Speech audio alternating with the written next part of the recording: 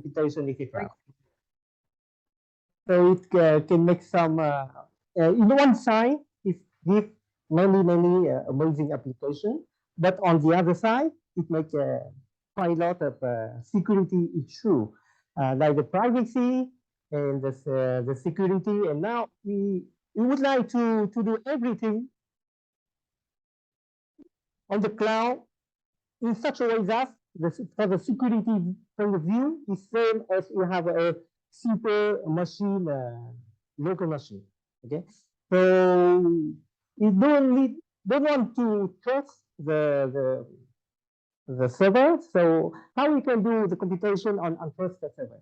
So that's give a new security requirement, not only the security of data, but also the security of computation. Okay, so now therefore new primitive should be introduced to tackle this new requirement. And so you can see that we have many fundamental primitives like encryption, signature, and then we also talk about in this morning zero knowledge proof, and then there is new primitive like identity-based encryption. Now we want to target not only one-to-one communication, but also one-to-many or many-to-many communication. And so we need to propose new primitive like multi-user primitive like broadcast encryption, traitor tracing, attribute-based encryption, and then more general primitive like functional encryption and different many advanced primitive like fully homomorphic encryption, liquid mask, obfuscation, etc. So the blue is something largely implemented in practice, and so the red is almost still theoretically. So still have many progress to make this primitive practical. So the plan of these third courses is the following. Today I will give some introduction, and I will try to explain some techniques, some idea in the design of some advanced protocol, and it's a focus on multi-user encryption, like the problem of broadcast encryption, the traitor tracing. And then tomorrow, David Perchevan here will teach about some other advanced primitives like proof system, like authenticated key exchange, and functional encryption. It's a very fascinating research domain, very actually. And then at the last day, Nietzsche will teach about multi-party computation and application. Okay. So now we start with the multi-user encryption. So classically, the communication when we study signature, when we study public key encryption, is almost a one-to-one communication. We encrypt a message for a receiver. But now, what happens if you want to encrypt one message for a large number of users? So, for example, so for the television, if you want to broadcast a football match for only subscriber, or maybe for satellite transmission, where we want to send the satellite signal to a group of legitimate users, like in military application, etc. So in this case, we need to define more functionality, because you see, one trivial solution is that if we use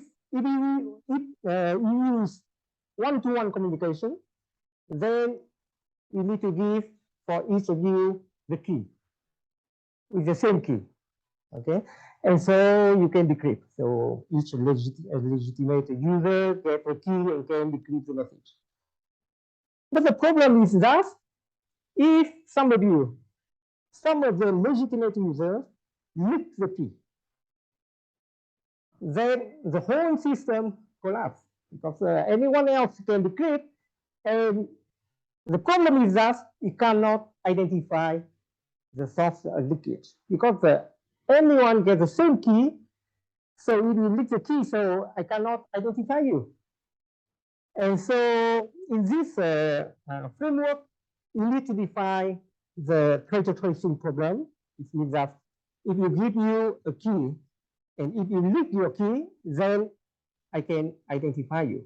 Okay, so and even if some of you collude to produce a new key, a new box, then you make the box in the black market, for example, then from this box I can identify you. Okay.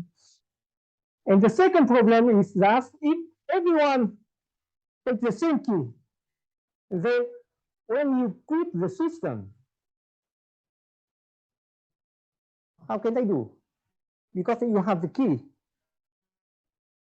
And then now you quit the system, if I still encrypt with the same key, then even if you quit the system, you can still decrypt.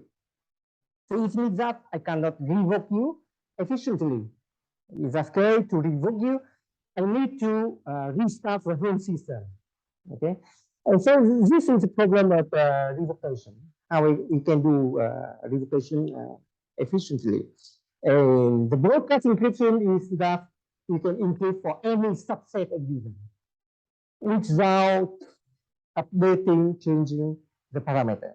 Okay, so this defines, like I said before, two new problems. So you can see that when we generalize the primitive from one-to-one communication to one-to-many communication, then we need to define a new problem. And here is a new problem of traitor tracing, how you can trace traitor. There is many different level of tracing. It means that a white box tracing is that suppose that we can get the pirate key. It means that if the pirate produce a box, a decryption box, then we suppose that we can do some reverse engineering, etc., to get the secret in the box. It means that to get the secret key of the pirate, how we can trace, how we can identify who in the group of legitimate user produce this box. And more advanced level is about black box tracing, which means that we do not need to suppose that we can open the box, we can get the secret key, but just do interaction with the box, send the ciphertext and observe the realms of the box to click. Then if you can still identify the traitor, then you need the black box tracing. And the second problem, like I said before, is the revocation. You can encrypt all but revoked users. And broadcast encryption is that you can encrypt for any subset of users that you want. Okay.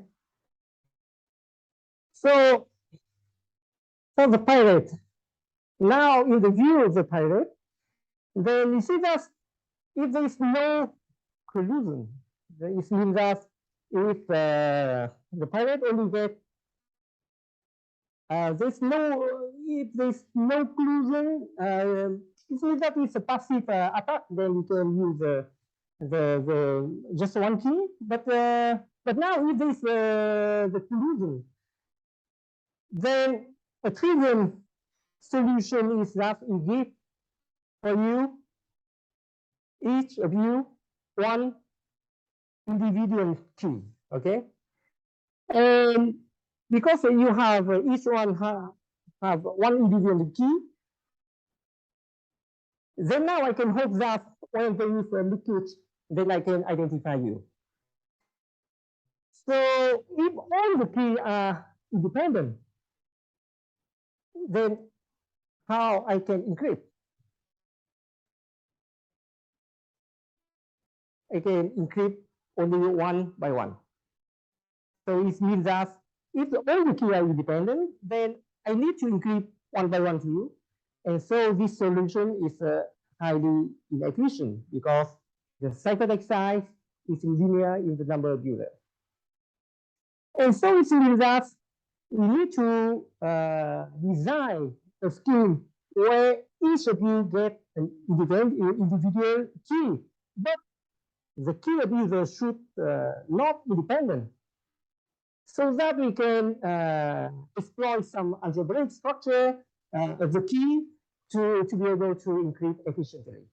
Okay, so it means that now if the key are dependent key, then we may hope to achieve short ciphertext, but that gives a big challenge for treasure tracing and to revoke. Because of the collusion of the users, even if the user gets two keys, only two keys, then they doesn't need to put one of these two keys in the box.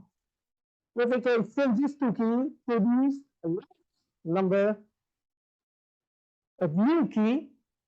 And so think about that. We will see some example that from just two keys, we can produce a space exponentially large number of new keys. And then now they put a new key in the box.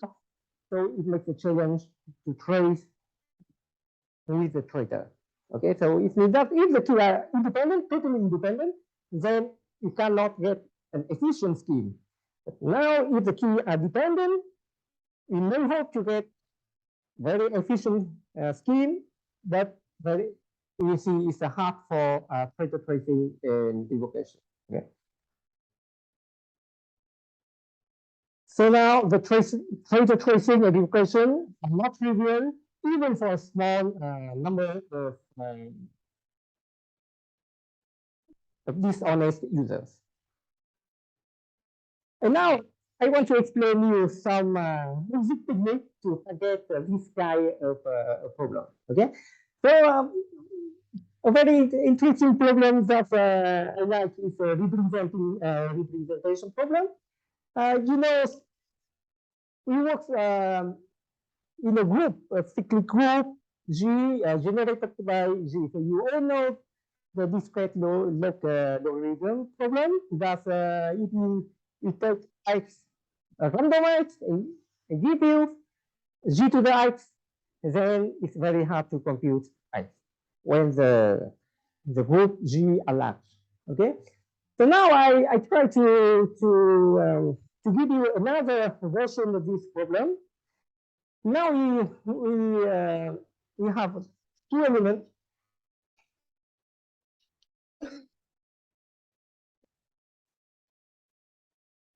Okay.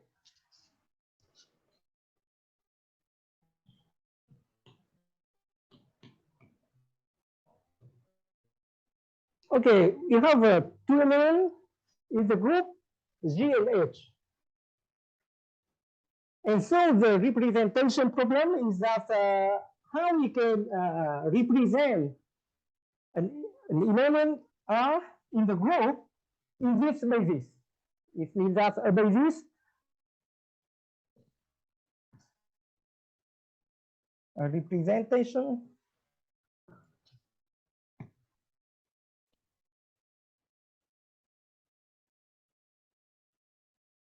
in the basis G is, we can say, A and B, alpha beta, such that R equal to G to the R H to the B. So this presentation problem in the exponent. It's like now, can you give me a representation for one element that you can choose? For one representation is very easy, right? What you can do is that you take A and B randomly, and then you compute R equal to G to the A and H to the B. And thus you can give me R, A, B, such as that you have a representation of R in the basis of G and H. So anyone can have one representation of an element R in the basis G and H. But now, if I ask you to give me an element R and P representation in the basis of G and H, how we can do?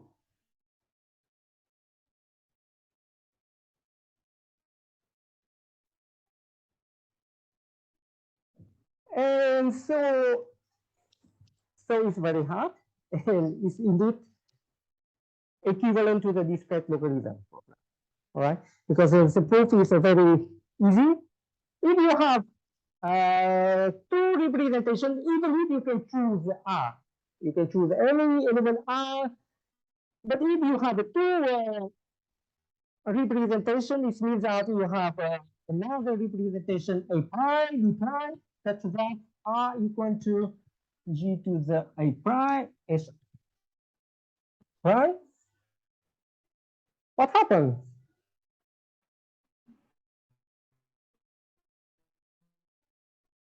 You have a relation, linear relation is one variable x, and so you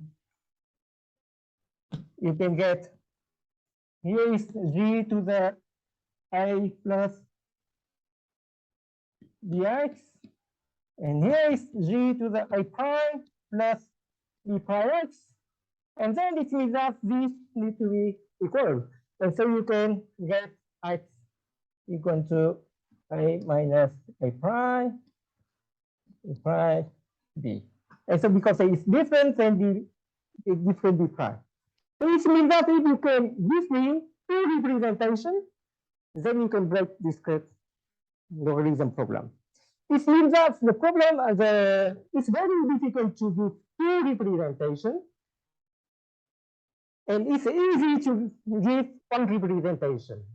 And so I say this is for the outsider. For the insider who generates the system, if we know X, then what happens?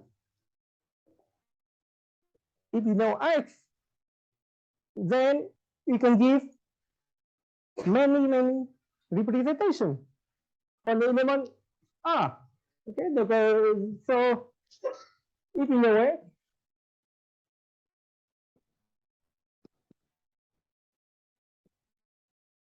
so we can give many representations.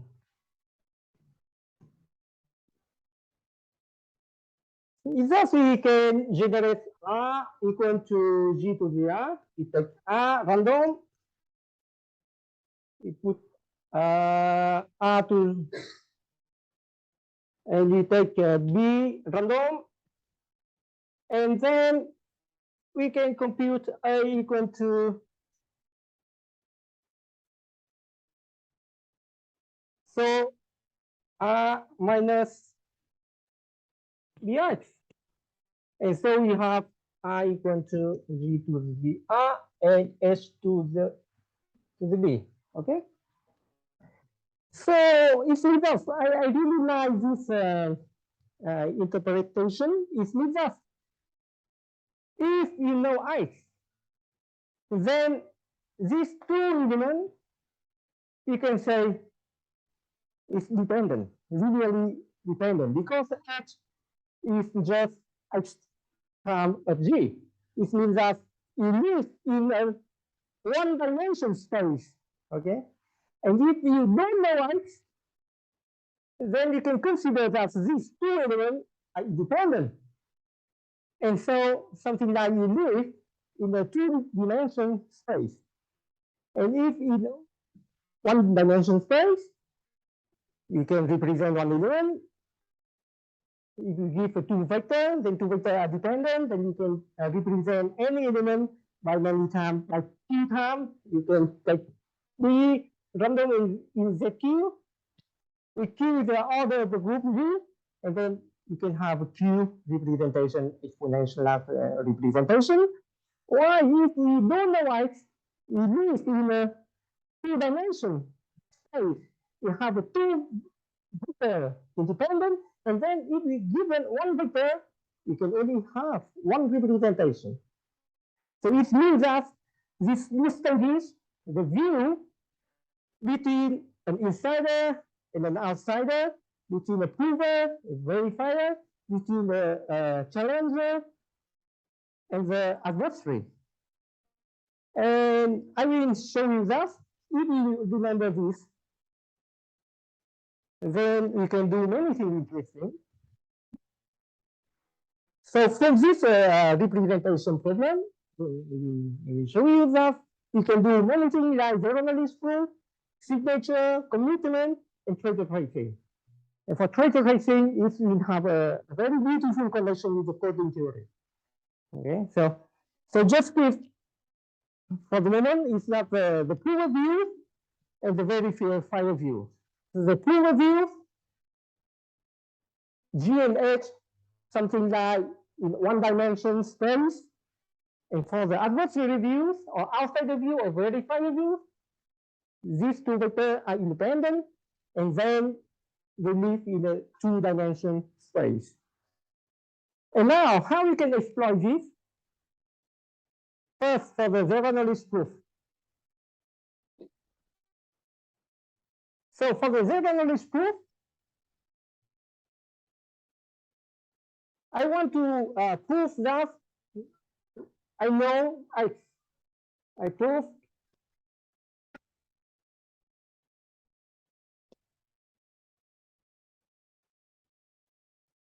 I know X. It means that given here, I give you G and H.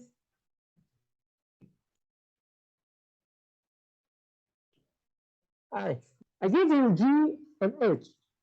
And I want to prove you that I know X without giving you X, without giving any information about X. Okay? So how I can prove this?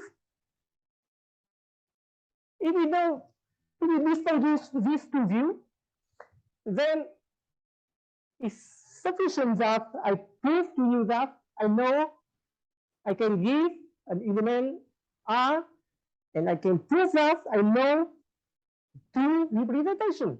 Okay? Because if I don't know X, then I can only give you one representation. And now, if I can convince you that I can give you many representations, then I can prove that I know X, because I can compute X. If I know many representations, then I can compute X.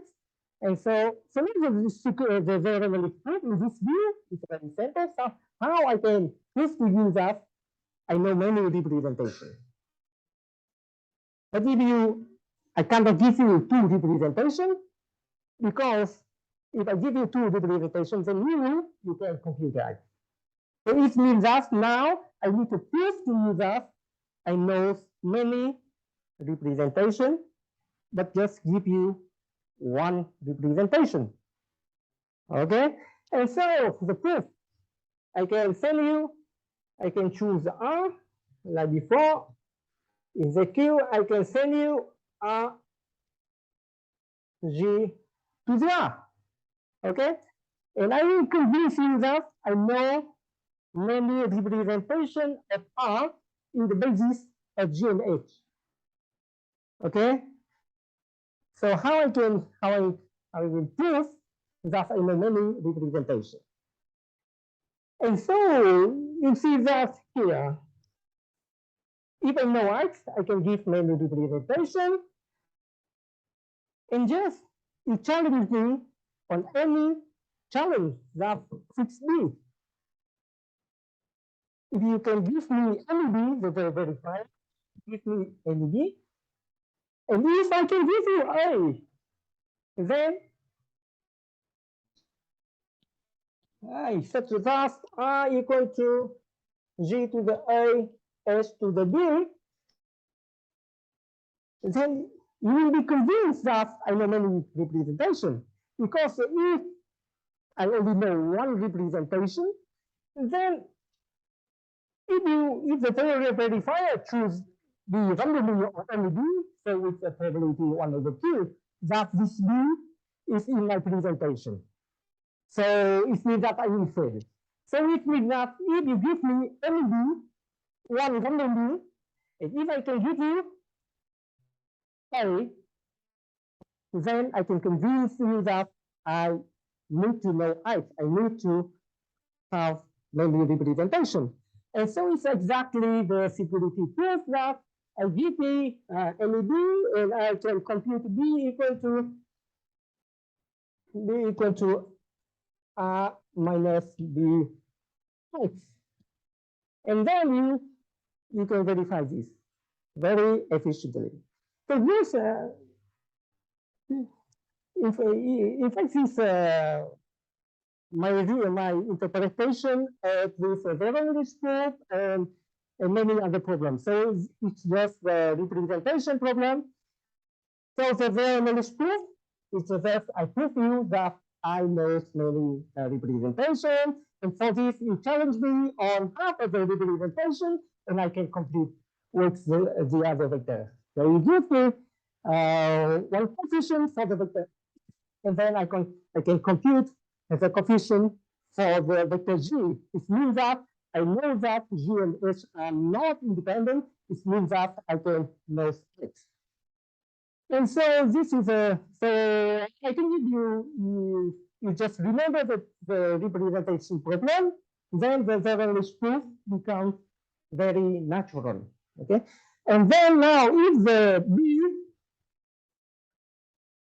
VIASM transformation is that just not for B here, the B is random, and now it's an interactive protocol that the prover and the verifier, and now if you want to make this non-interactive, and then if you replace B in such a way that B is also random, and if B depends on the message, then it becomes the signature scheme. And then now, if you take B equal to H to the message M and R, it means that the verifier cannot compute B before, okay, which is B should be computed after R, and depending on the message, then it gives you the Schnorr type signature. And so exactly the Schnorr signature is exactly like this. And also the signature that Daniel presented is something exactly like this. For the lattice, we can use these two matrices. And what we need to prove that we know A. But for lattice, here G plays the role of the matrix. So from G to the A, it's difficult to compute A. But in the matrix, if you have a matrix A times Z, then you can get Z easily. That's why you need to put more requirements that Z need to be small. Okay, so, but it's exactly the same idea. So you can see that if you remember this two representation problem, then the proof becomes very natural, and digital signature also becomes very natural. And so, this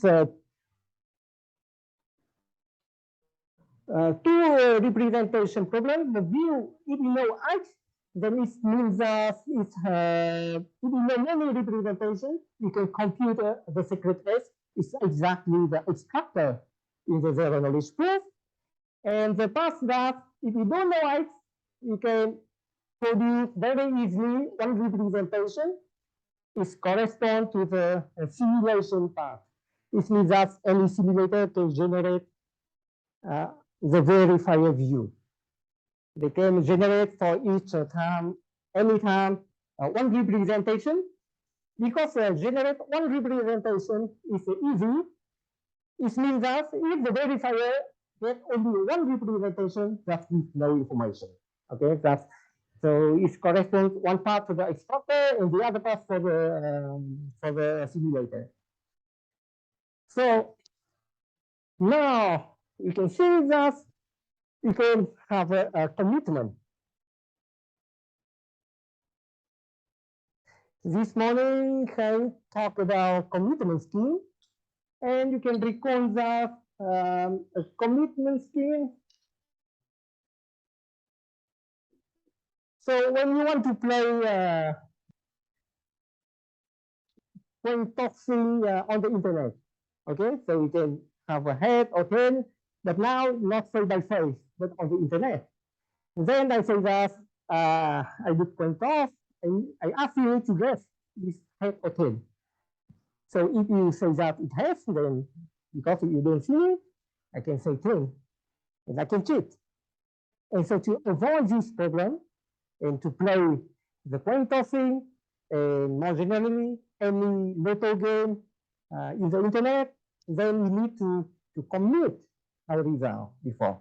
If I take head, then I don't give you the result, but I commit my result, and so that after you guess the result, I can open in such a way that I cannot cheat. It means that when I open, the value need to be exactly the value I already commit. Okay, because so commitment you can informally you can have a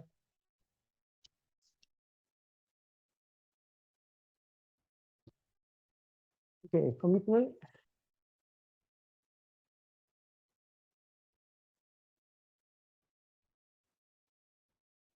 You can have a generation T with the parameter lambda. You can produce just a key. Okay, and now for the commit, I can commit a message.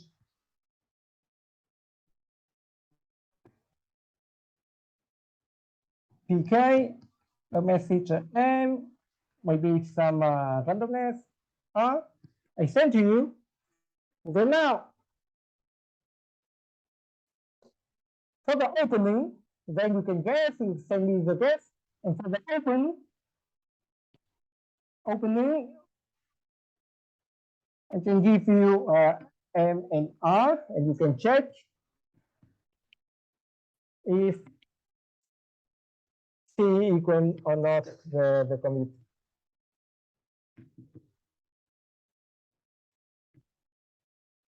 And for the commitment, two properties that are very important is the hiding property and the binding property. The hiding property means that when I commit the message M to C, then from C, you cannot get any information about them. Okay, you cannot guess otherwise it leaks the message, it leaks the result. Okay, hiding is from C is very hard to get in. And for the binding, it means that when I already commit to some message action, I cannot change my mind. Okay, and so it means that when I open, I cannot give another message M and pi. It means that it's very hard to give M R and pi and later and pi R in such a way that the commit R equal to commit.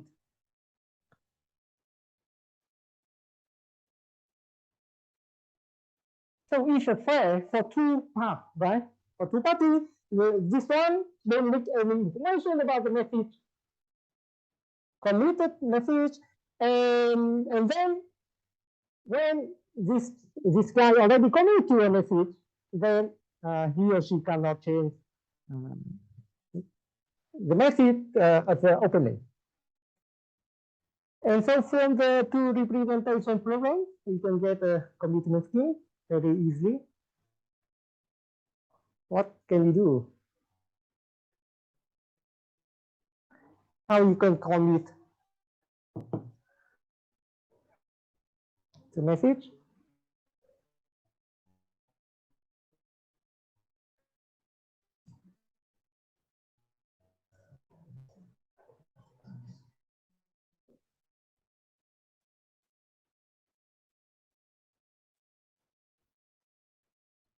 Also, public key here is nothing else, G and H, the basis. And to commit a message M, just the element R. The element R here is equal to G to the, we can see, say, let's say G to the M and H to the R. Okay. That's one. Why we can achieve the hiding property? The hiding property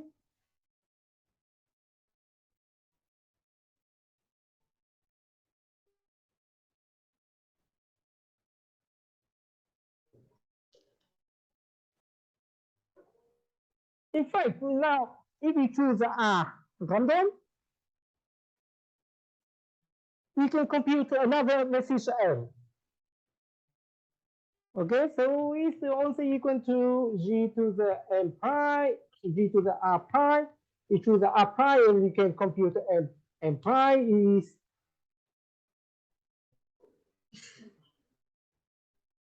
so it means that in such a way that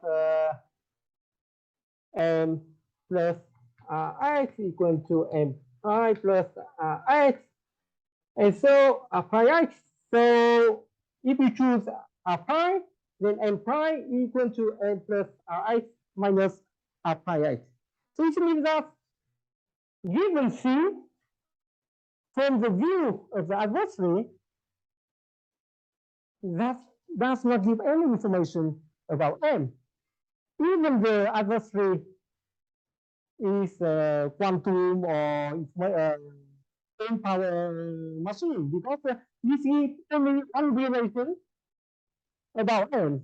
And then we can choose any M pi and it can correspond to the M pi. So it means that by this way, we can get perfect hiding.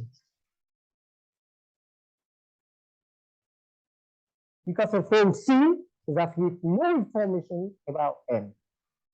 Okay? And now for the binding. For the binding,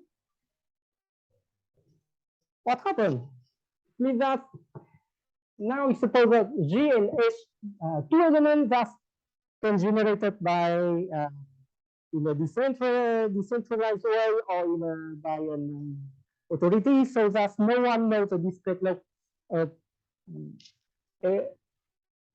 H in the basis of G. No one knows X, okay? And so the binding property is exactly the two presentation problem, okay? And so the binding property is means that if the prover is cheap, then it means that the prover knows two different representation of a problem of an event. It means that the prover can break the discrete log problem. Okay, so very simple. Again, comes from the two representation problem. You can show that by this commitment scheme, you can get perfect hiding and computational binding.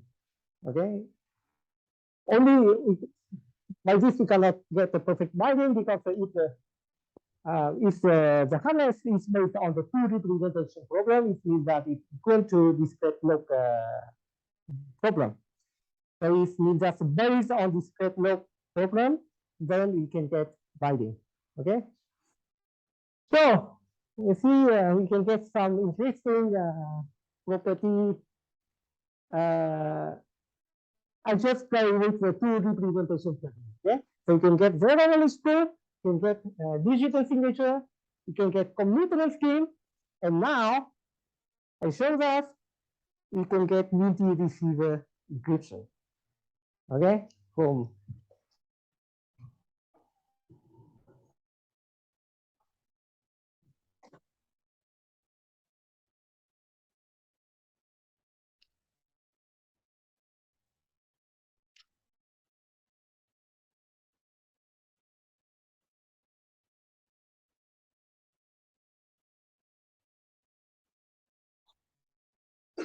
the multi-receiver encryption is that now how I can generalize one-to-one encryption to one-to-many encryption.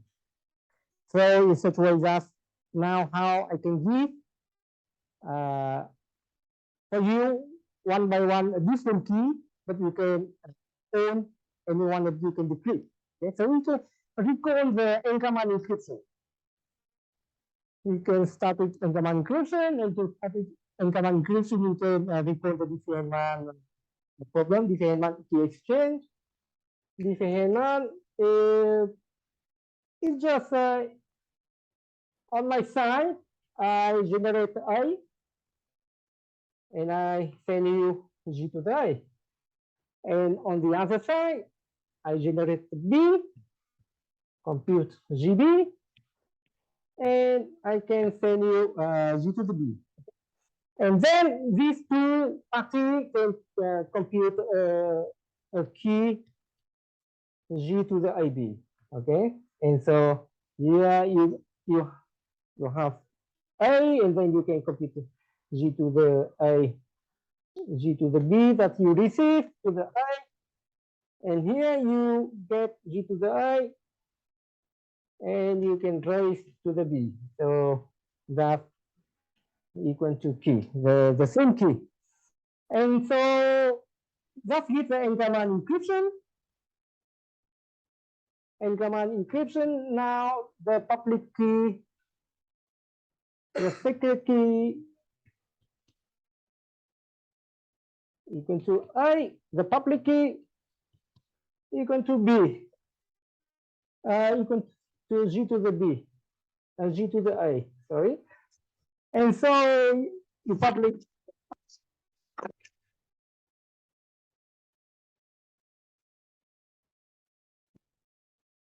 You hear me? Okay. And so the public key is G to the B. Anyone get public key G to the B, G to the A. And now to encrypt, if someone want to encrypt to me exactly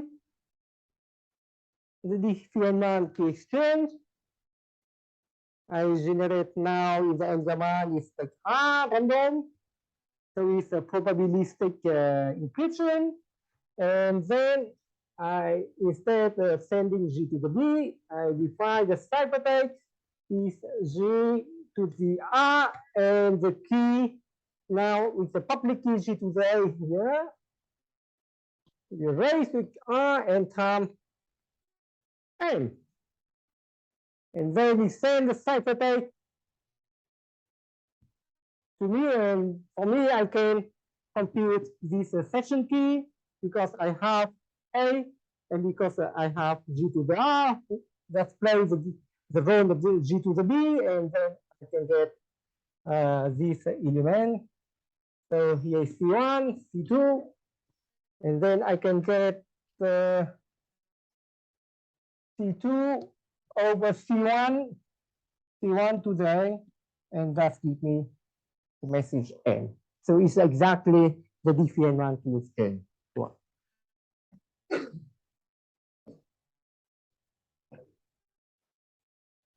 Now,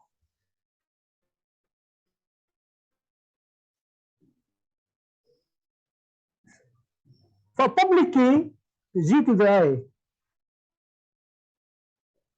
A is defined, even if it's difficult to compute E, but is uniquely defined. And so it means that for this Enkerman scheme,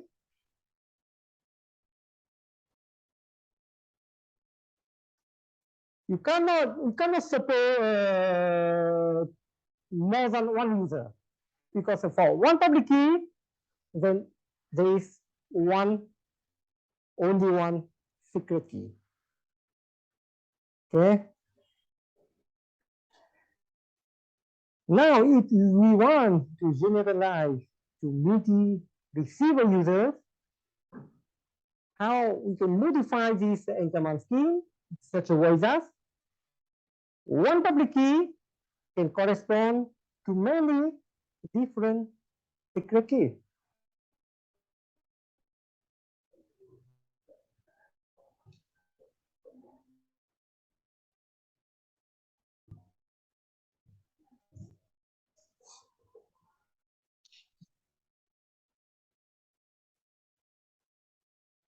Any idea? Any idea?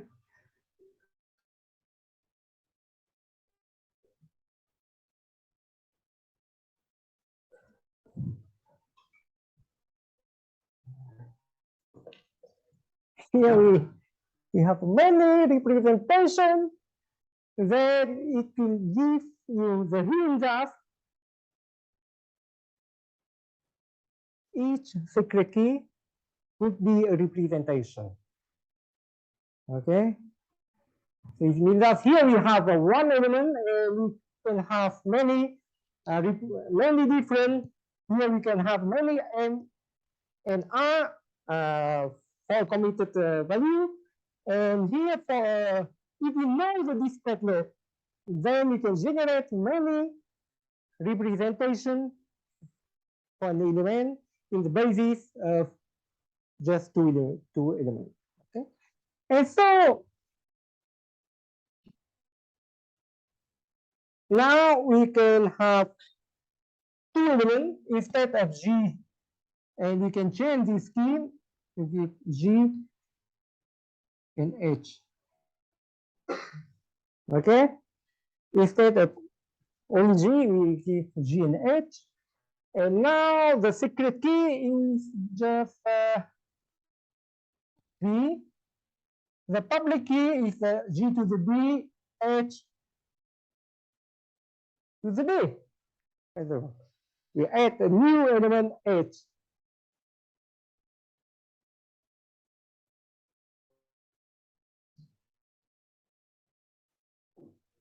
Public key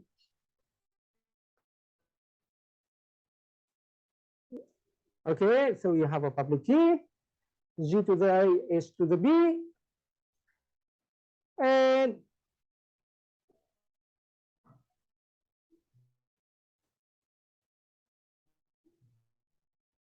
we can define this public key equal to Y.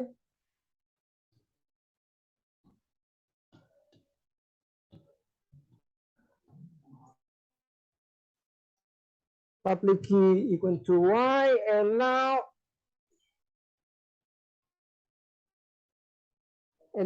how we can encrypt? We can encrypt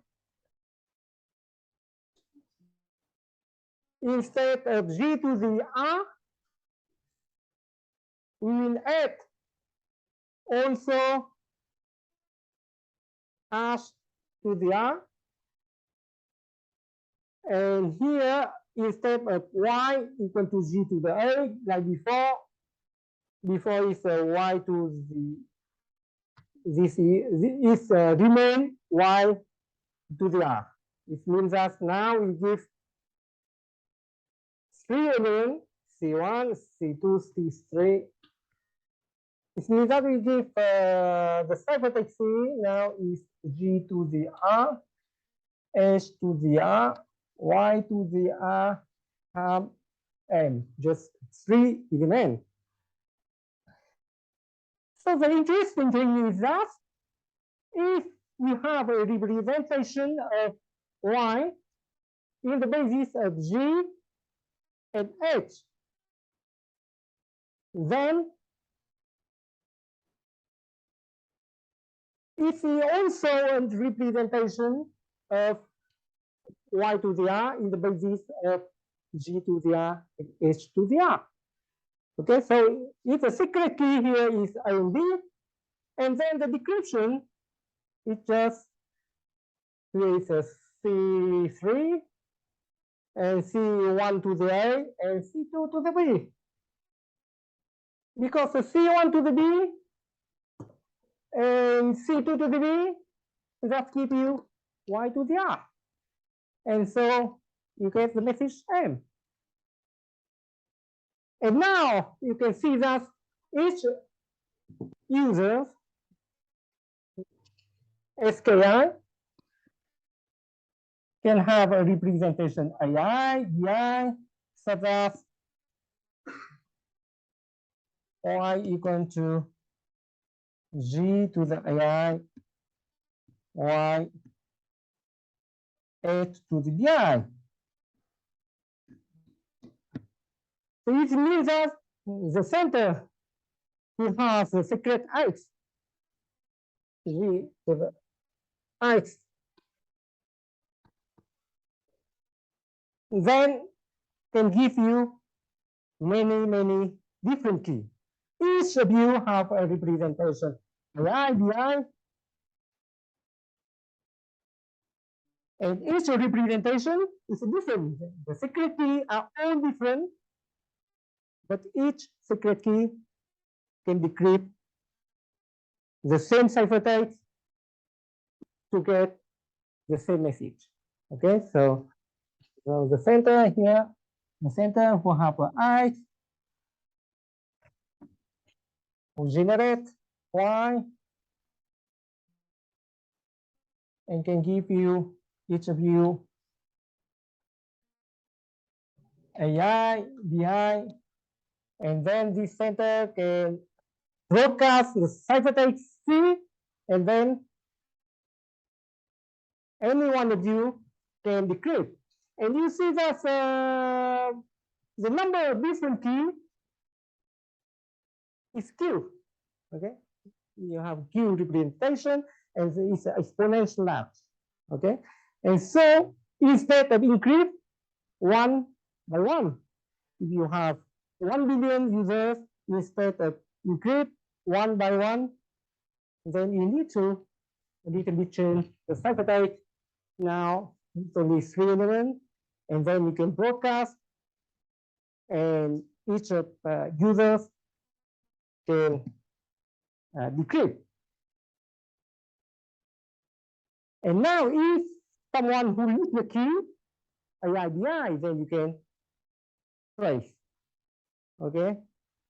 What is the problem with this key, this scheme?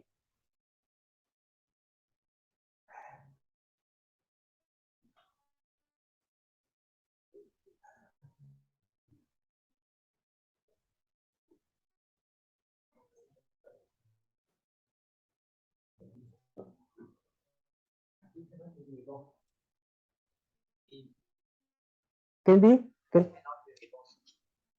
The key cannot? Yeah, it's good. Cannot revoke. So, but now we focus only on media receiver and data tracing first. Yeah. Okay, so now we focus on the data tracing.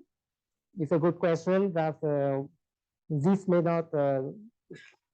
So, in fact, in literature, the data tracing and revoke often studied independently, and there are very few work that can combine these two functionality.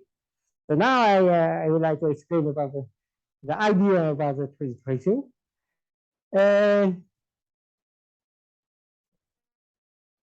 it's a white, for now, we focus on white box. With that, you can get all the secret key of the okay. The problem here is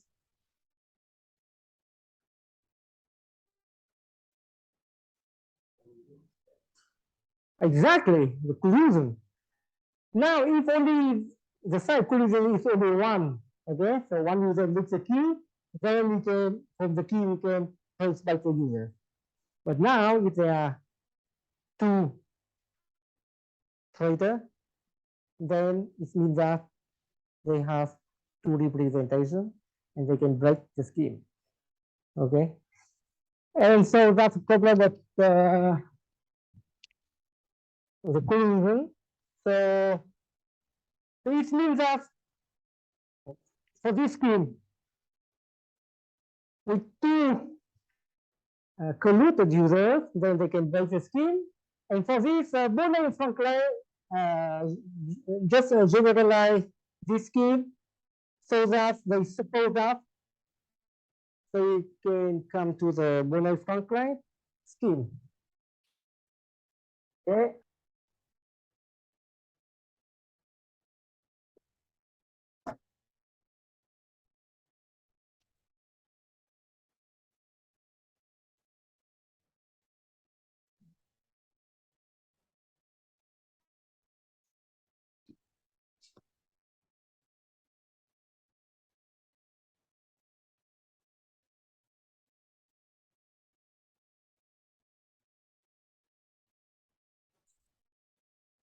And so the Bonner-Franklin scheme is exactly,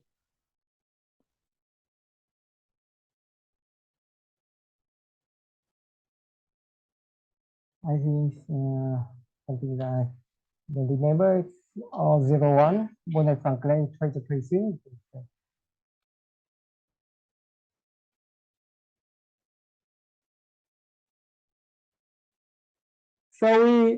So this is bounded scheme. Okay?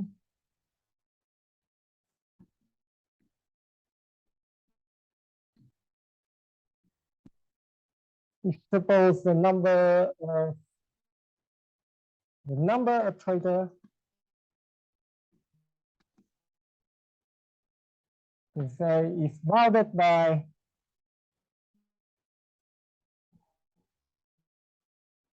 t. Okay. And so if the number of trader is bounded by t, we know this bound before. Okay, so that because for each box, we put a key in a smart card and we store that in the temporary distant memory, and it's very hard to break one card. And now we suppose that it's very, very expensive to break, for example, T card. And so we can suppose that the number of trader is bounded by T. And then how we can design a scheme that can resist to this. So the idea is very simple. We generalize the representation problem for two users, for two bases, the basis, two vector G and H. And now the basis is more than T trader, okay? And so we can give exactly the Bonner-Franklin trader tracing. If that now we have a basis H1 equal to G to the alpha 1, Hk equal to G to the alpha k, where k is larger than T. And now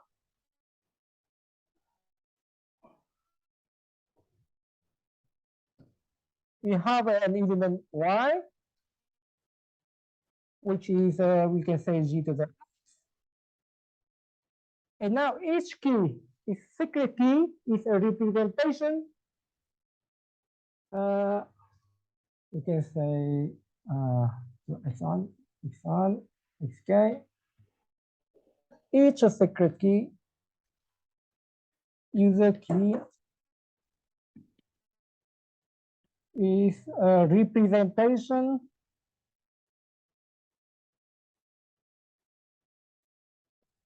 of Y in the basis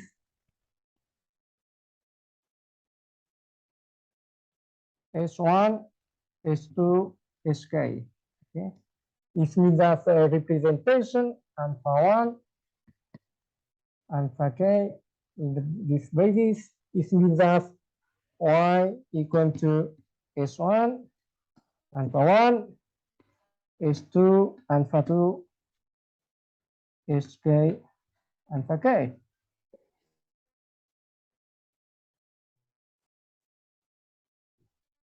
So if the center, if we generate the system, then we can, we know x1, xk, and then we can generate as many as the representation as you want. So simply you choose alpha 1 until alpha k minus 1 randomly, and then you can compute alpha k accordingly.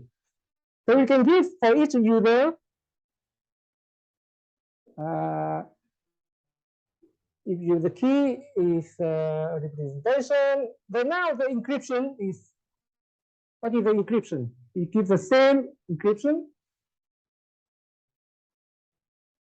So here the public key is all these elements. Okay, public key is all these elements. G, H1, H key, and Y. So the encryption is very simple. The encryption to the message M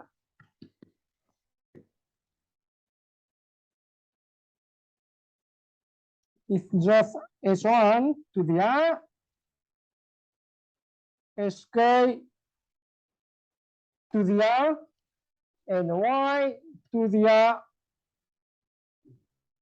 from M. Okay? And so, like before, if you have a representation of Y in the basis of S1, S2, then that's also a representation of Y to the R in the basis of S1 to the R, S2 to the R, and thus you can recover the message M. Okay? And now, because K is larger than T, it means that the collision of T filter cannot break the discrete law. Cannot break X, because each representation does give a linear equation, and if you have less equation than the number of variables, then you cannot break the scheme. Now, this is exactly the binary Franklin scheme. Okay, the schemes. And now, what is the problem? What is there any problem? The adversary up to T trader, they cannot break. The dimension is K. They have T, which is smaller than K representation. They cannot compute the X. But what is the problem here?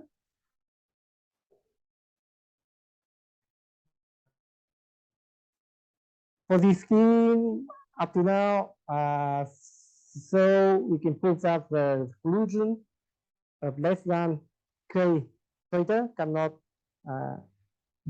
totally break the secret key.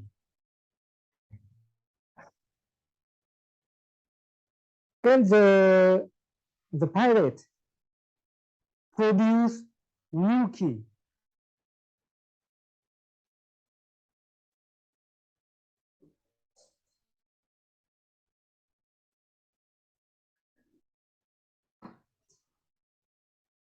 So given T key, each key is a representation. Can the pirate can produce a new key that is different to all of these T keys? Yes, no, no. So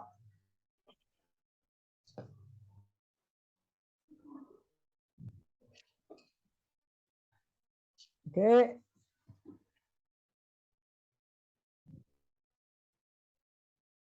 you have even Y, you have a two representation, H1, alpha 1, HK, alpha K. And you also have another representation, H1, beta 1, HK, beta K. Okay, you have the alpha 1, alpha K, and beta 1, beta K. You have the two vector.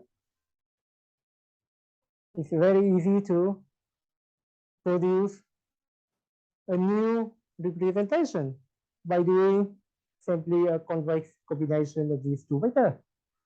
If we multiply one of these by that, and we 1 minus s. Then we can sum up and we can get a new representation. So here is z alpha 1 plus 1 minus s beta 1, etc. z beta k plus 1 minus s beta k. So that gives a new representation. And so we can choose z here randomly in ZQ. So it means that the adversary can produce exponential large new key just from 2 key. And so it's a very interesting point in the Bonel-Franklin scheme. And the challenge is that how we can do tracing. It means that we cannot prevent the pirate to do these kind of things. They get 2 key, they can do linear combination, convex combination, they produce new key, they put new key in the black box, the pirate box, and they sell to the black market.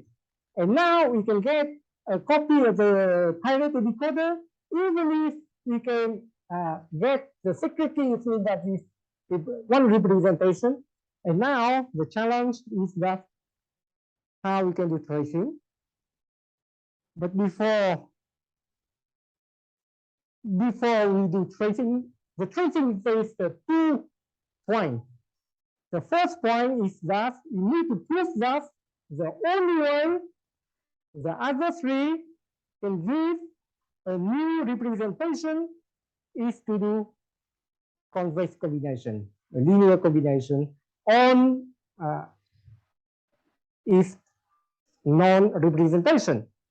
And the second point is that from any new representation, we can trace back what is the original representation that produced this new representation. Okay, so that's very interesting to prove these 2 things.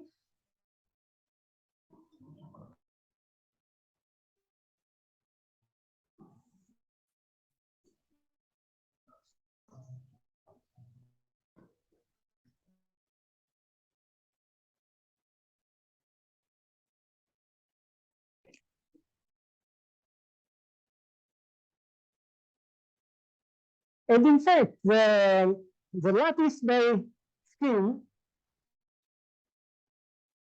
so in 2014, with Daniel Steve and myself, we proposed a lattice-based cryptography, and it's realized on this mono cryptography. But you see that here. Here for T trader, then the size of ciphertext is indeed grows linearly in the number of trader. So for lattice base, because if you have something like AS equal to, for example, for I, and so each secret key is a short vector S here. Okay, if you remember the WB scheme, then S is small, and you can have from the GPV result, you can sample S. And it means that given a public key, you can sample freely many S. And so we fix like before only A and Y, you can sample many S, many shock vector S, and give for each either a shock vector S. And so the scheme is exactly the LWB scheme, and it means that we do not need to grow linearly. The ciphertext is the same, is as efficient as the linear as the LWB encryption. But we need to prove also here, like Bonel-Franklin, that the only way the adversary can produce a new key is to do linear combination of the known key. And so if they have many shock vectors here, the only way to produce another key, another shock vector that satisfies this relation is also to do some kind of linear combination of the known S to keep the S small, okay, with small coefficient.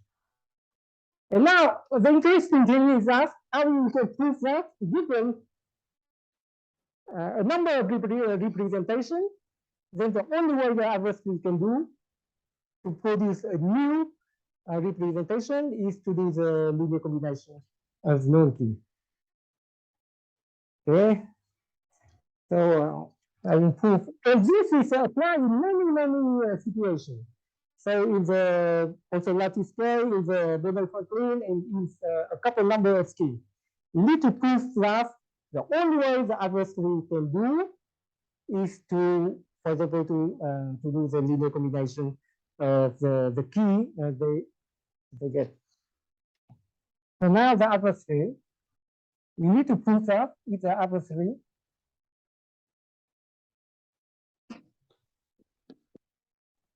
if there is an adversary that's given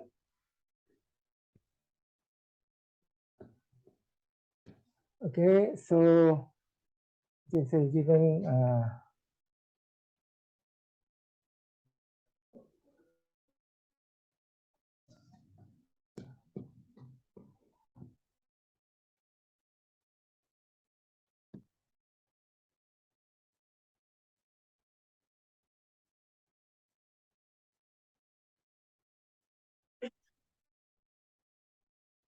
and C is alpha 1 vector.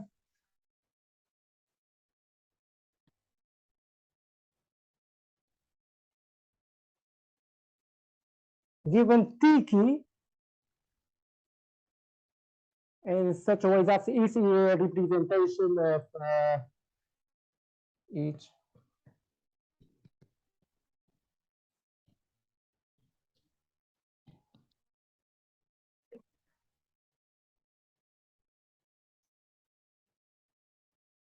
In the way this H1, HK, and now if the adversary can produce beta 1, beta K, we can say not in the span of the vector alpha 1, alpha T. It means that if the adversary can produce something, not by doing the linear combination of the known representation, then what we need to prove is that if there is such an adversary, then we can construct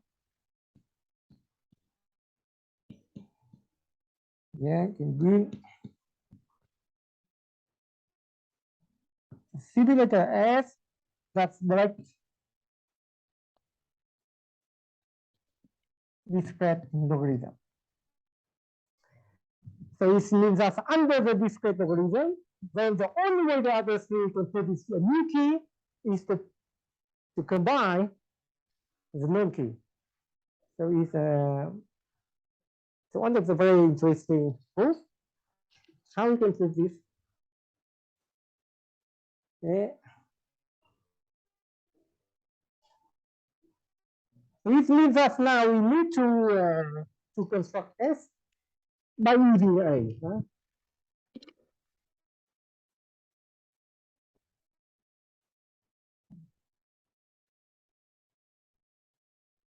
So it's something like S.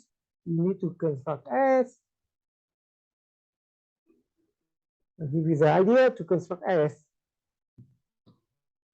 The input of S is some element that is v to the x, okay? And the output of x is to break the discrete logarithm is due to output x. And now how S can use A to break discrete logarithm. That's called a reduction in the security proof. So reduction of S, it means that now S need to give to A all the information they is A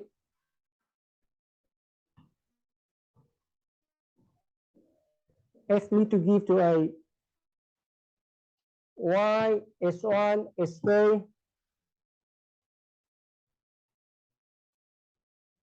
and on this and T representation. Okay? So how S can generate to a, it's called a simulator. Simulator is means I can simulate the view of A. To simulate the view of A, so S need to generate Y, need to generate S1, SK, and need to generate the representation.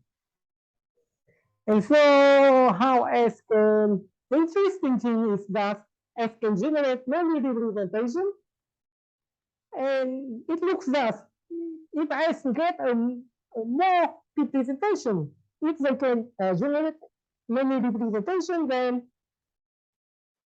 getting a new more. Why is having to break something? Okay, so you need to generate a representation in a smart way.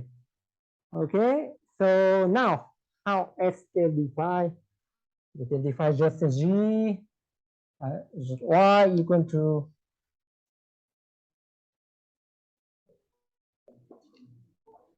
take, for example, R random, G to the R.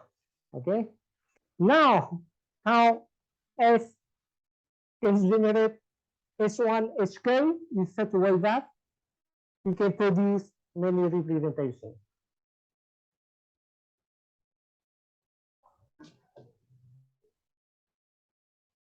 So now S1, we can do G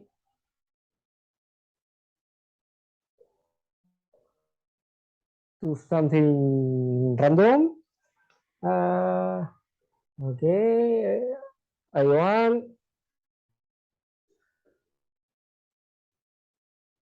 But if we do S1 equal to G to the A1, etc.,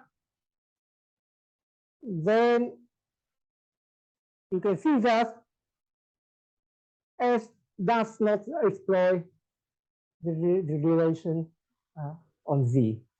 And so the simple way is that here they can give Z to the B1.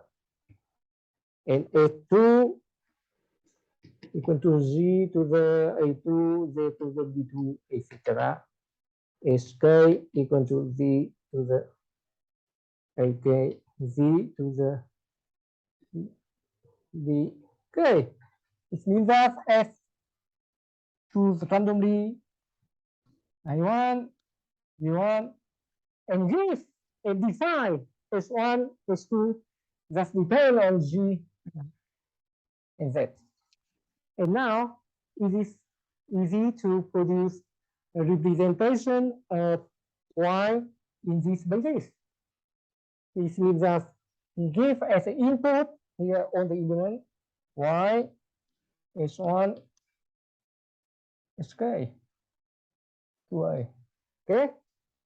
Now, S need to give also to A the representation.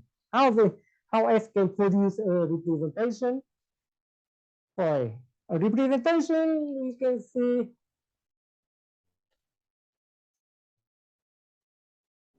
if alpha 1, alpha 2, alpha k, representation of Y in S1, SK, then what happened is that Y need to be equal to S1, alpha 1, A2 to alpha 2, SK, alpha k, and this, if you can, this means that G to the R equal to Z to the sigma alpha I, AI times Z to the sigma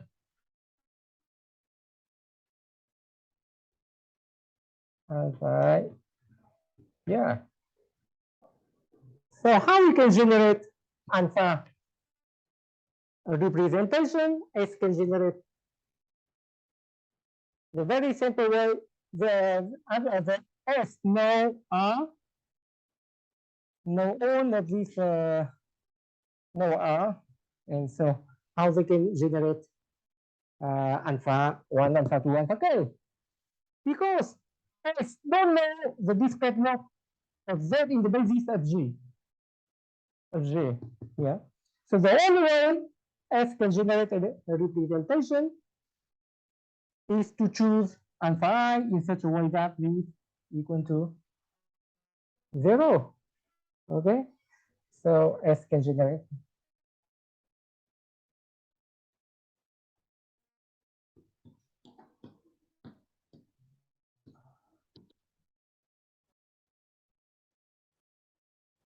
Thus, simply sigma alpha I bi equal to 0 and sigma alpha I ai equal to R. So it's easy to generate the representation. Even if we don't know the discrete log of Z in the basis of Z, that's a rule S need to break. So they don't know it, but by choosing this part is equal to 0, then because they know own AI BI, and so they can simply solve this two relation, but because the dimension k is large, so you can choose just k minus 2 random element alpha as the two last element alpha k minus 1 and alpha k, and we can get a representation. So this means that S can give a many representation alpha. This is one representation, and they can give another representation alpha t. Okay, and now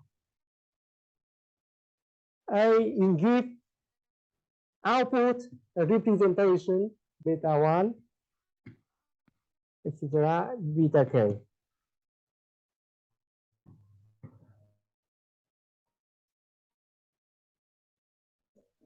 And when I give a representation beta 1, beta k, it means that, what does it mean? It means that this is also equal to H1, beta 1, Hk, beta k. And this is means that it's equal to G to the beta I, and Z to the sigma beta.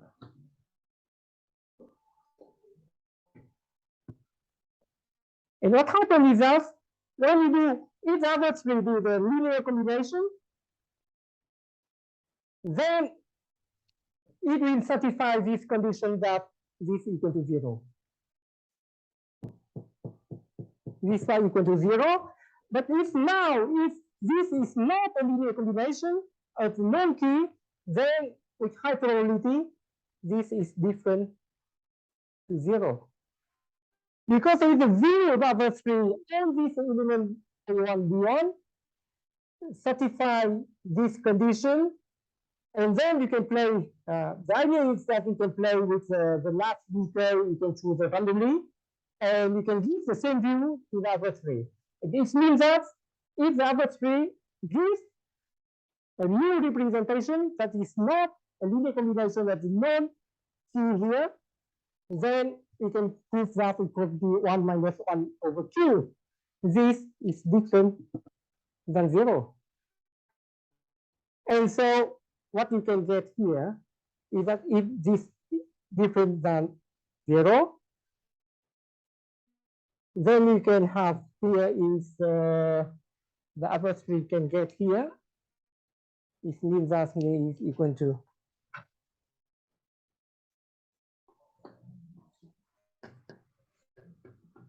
AI plus VS sigma plus X delta BI. And here knows us this gives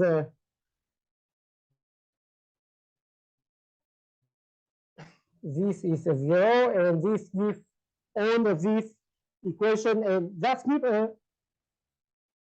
equation on X and then you can compute the X. Okay. So it means that it gives new representation, then we can compute X. So it means that now the first part of the proof is that if the other three can give a new representation that is not a linear combination of the previous key, then one can break X, this category. And now the second part is very interesting that if the other three only do the linear combination, how we can trace. And this is indeed related to the coding theory. You can think about that doing linear combination that relate to a linear code. And the possibility of correcting code up to T error corresponding to trace back T trader. Okay, so we can continue after the break.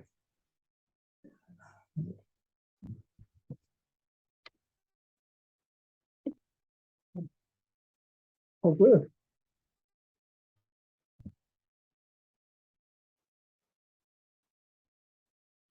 We have a 15-minute break.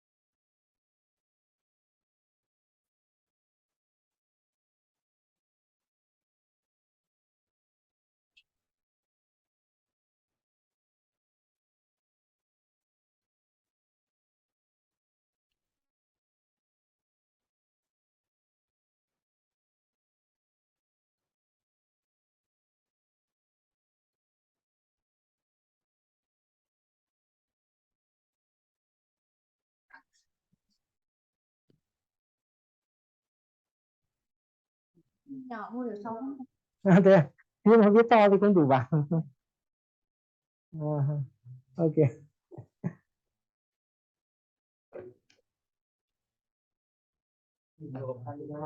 Quay ở bạn. À, Ở góc kia. thế à?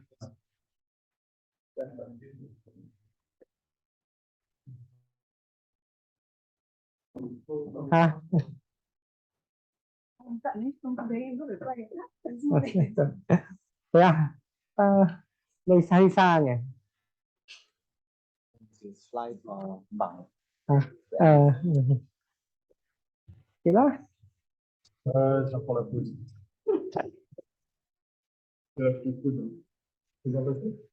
Ui, oui, j'explique.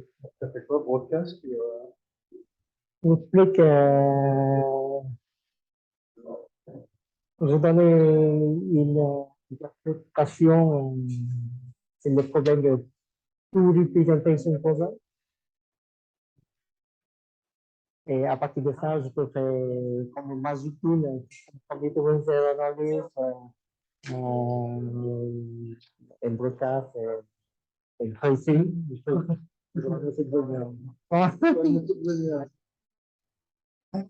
Moi, Une question pratique pour ce soir. Il faut amener quelque chose. Oui, vous allez te ouais,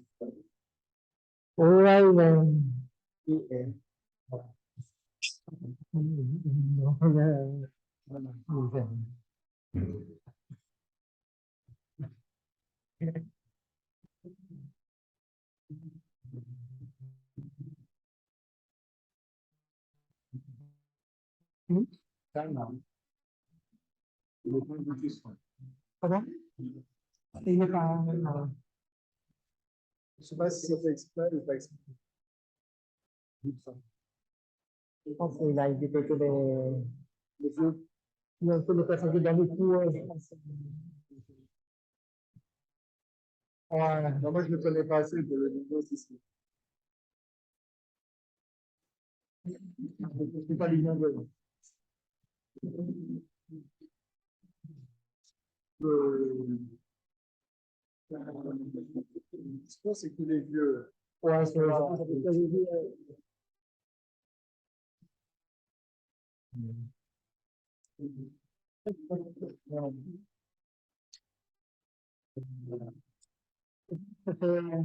Ouais.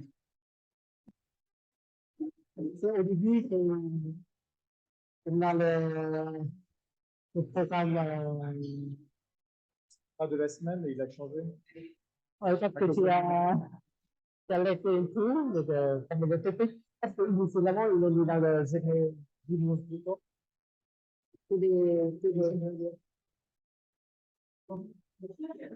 Ah, merci. Ah, merci. Ouais, c'est parce que le ça c'est le dire. Ça c'est le dire. Peut-être ça c'est le dire. Ouais, le vieux.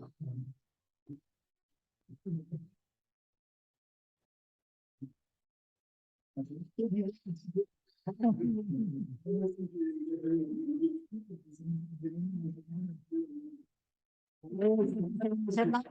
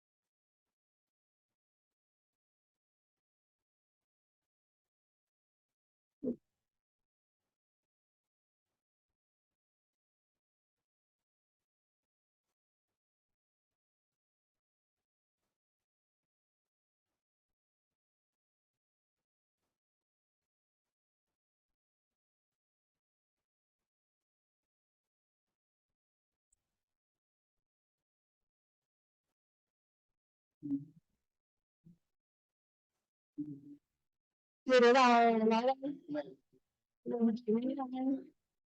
tu đi presentation ấy, để nó capture hết luôn, nhớ được một cái có thể nhớ hết luôn. Chứ mà cứ giới thiệu stream này luôn, lúc này gì.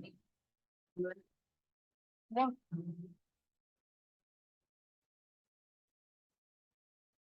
Cho nên chỉ có là capture lại là một vấn đề.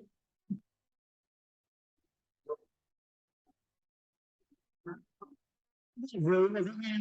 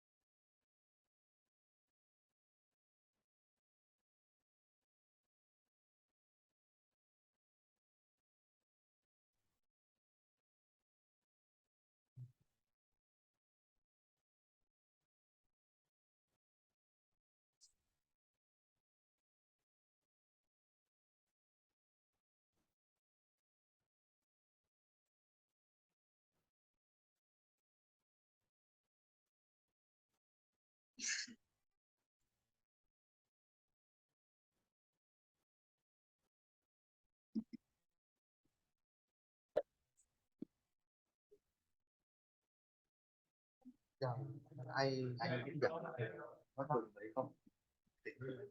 Vẫn có nhé. Anh định nói tiếp à? Vâng. Đâu anh mở ra như nào nhé? Mở ra như nào?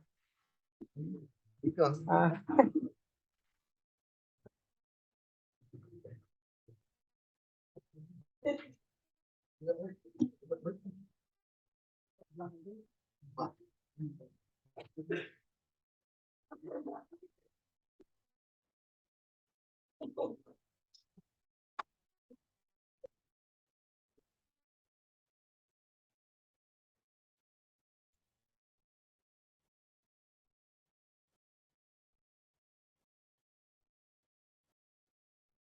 Okay, you hear me?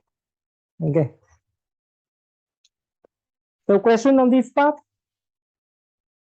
So we show that each other three can produce a new representation that is not a combination of the previous linear combination of the previous representation. Then this path with high probability different to zero. If it's different to zero, then you can compute X easily. So the simulator can compute X easily, and so can break this discrete log problem. Okay. Now, so the first part is that the only way to produce a new key is to do the linear combination of the known key. Okay. But now, as we see before, with just two different keys, the number of convex combination is keys extremely large. And if the other three, they cannot do anything else, just do the linear combination of their own key. But now, if they do the linear combination of the known key and put in the pirate decoder, even if you get this new representation, then how you can trace the traitor who produced this key. Okay. So now, if this is a linear combination of alpha 1, alpha t, so how you can trace? It means that now the traitor tracing algorithm now is given this representation and need to trace back the initial, the original representation that produced this representation. And this is a very interesting part of the tracing problem that relates this tracing problem to error correcting code. Okay, so it's very nice.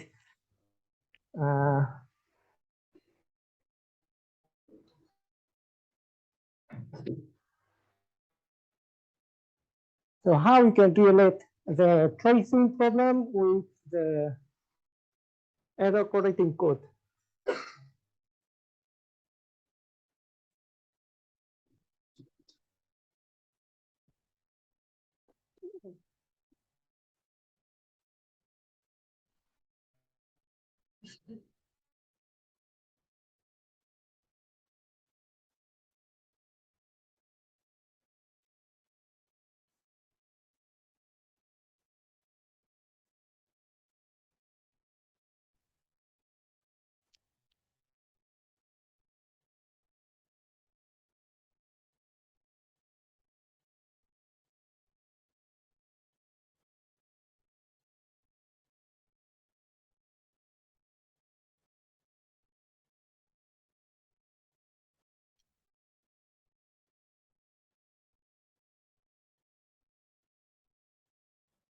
Now the tracing problem.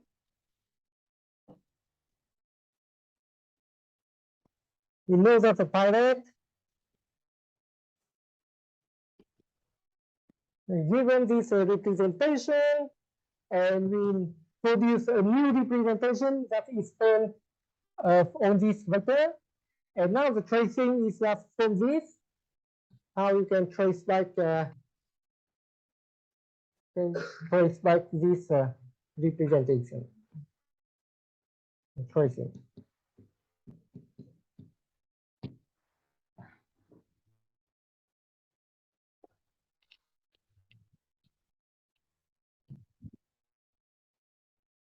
So the way we produce,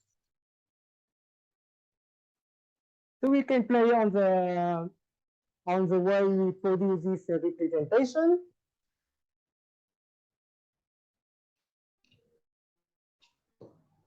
How we can generate alpha? Now we can take a matrix B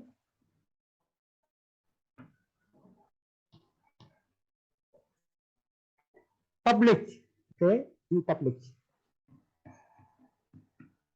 For now, there's no any property on B, any B, okay, any matrix B. Here is K, and here is N, the number of users, okay.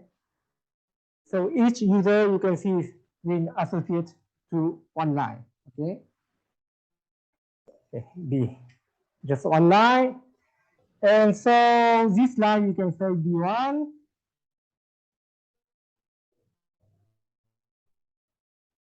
We didn't use a B, right? Okay. Okay, so B1, B2, okay.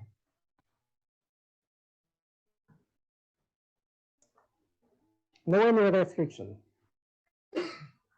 So now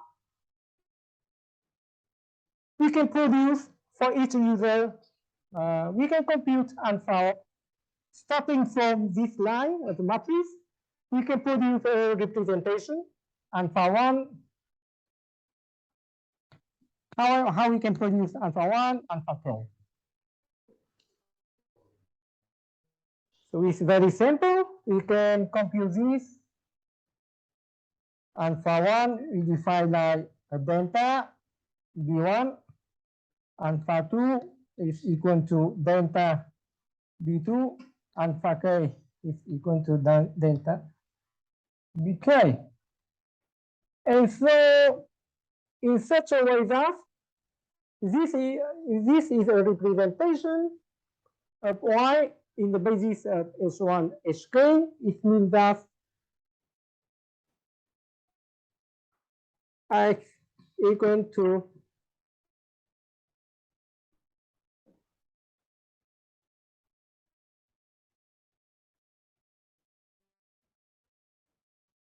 lambda x1 b1 plus xk bk. Okay, so y is S1 alpha 1 is delta x1 b1 plus alpha x2 b2, etc. And so here is y is g to the I. So it means that we can compute the delta. Delta equal to x over sigma xi bi. So this is very interesting. Is that now the key of the users becomes constant. Okay, so if you give a public matrix B, then each and then the key of the user for this line is just one element, one scalar, delta. Such a way that when delta multiplied with this line, then that's the representation. So that's a very nice thing about the Bonnet-Franklin scheme, is that by definition the user key, if you represent by this one, then if the key size is linear in the bar of the number of threads, okay? But if you populate matrix B, then each user key is just this one element. So for each user, you associate with one line of the matrix B, and you compute delta here. So that's delta multiply with this line, that's heap representation. Okay, that's very nice property of the Bonnet-Franklin is that the secret key of the user is now constant. And now, so we relate. And the second property is that we relate a secret key users with a line of the matrix. And now, by this property, so it means that now the adversary that correspond to, so this correspond to this line, alpha 1, whatever, correspond to this line, alpha 2, that correspond to this line. It means that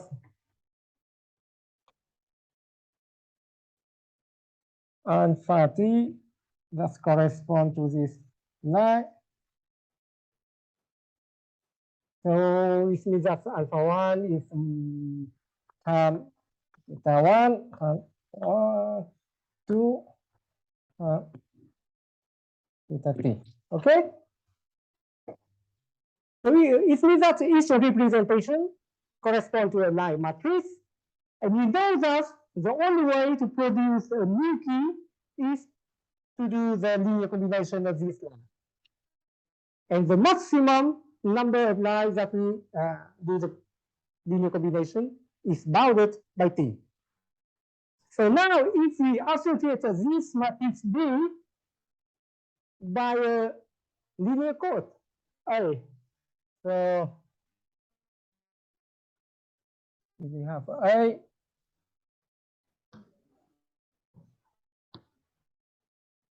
such as A times B equal to 0, okay, equal to 0, okay, A times B equal to 0. And now, what is very interesting is that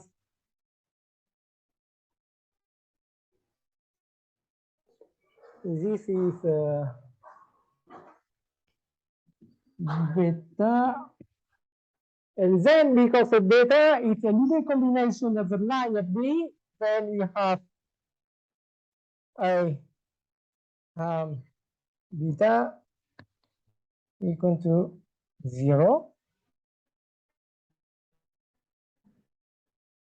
And beta is a linear combination of less than T vector in B, okay? I'm so sorry. No. Here, A and B equal to 0, and here is a beta. And now what we can do, we have A, we have a beta, is a linear combination of some vector that gives beta. So now how we can get like this vector?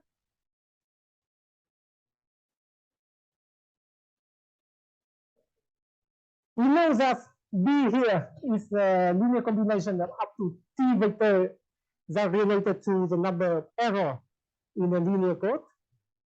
And now we simply specify a vector v, simply set as a times v equal to vector beta. Okay, if I any v and the vector v, so this means that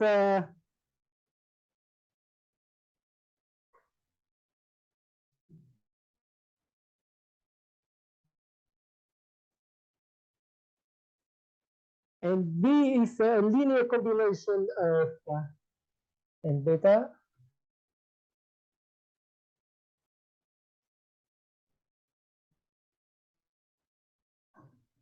is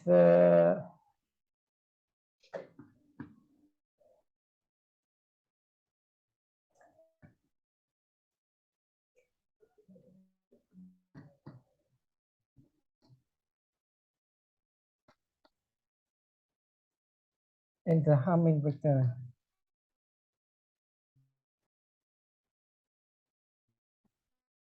So now, how if the A is a matrix, general matrix for an operating code. So how you can do tracing?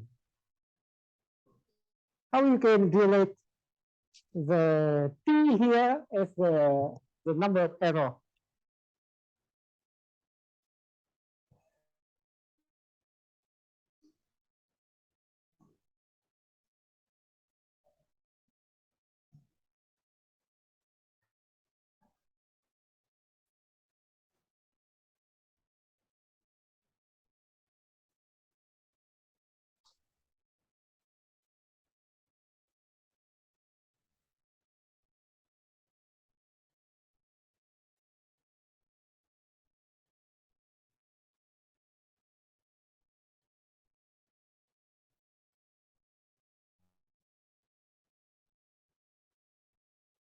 So Ci here, you can see there vector Ci, vector Ci here.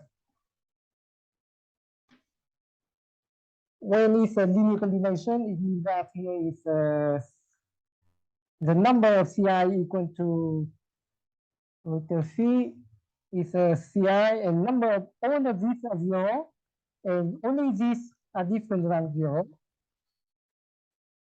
Then this means that if you have this, you also have a Phan vector C equal to beta. So it means that a times v minus c equal to 0. Okay. So what does this mean is that we can find only v, and because A is an error correcting code, and we know that there is this vector c, which Hamming distance, Hamming way is very small, up to t. It means that v minus c here lie error. So it means that if the code can corrupt more than t error, it means that from v, only v, we can find if A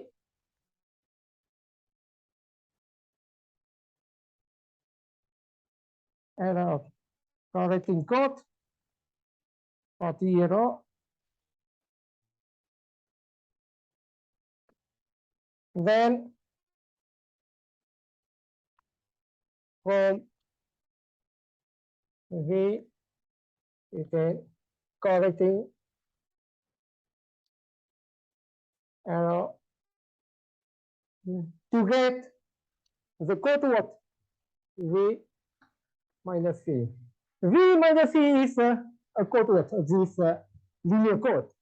Okay, because every time this vector equal to 0, means that this is a code word, and this means that v, because the distance between v and this vector is a c, and c is small. How many is small? Then we can correct the error. It means that from v, you can find the code word v minus c, and so from v minus c, because we know v, so you know c, and here c exactly the trader. Okay, so it's very nice.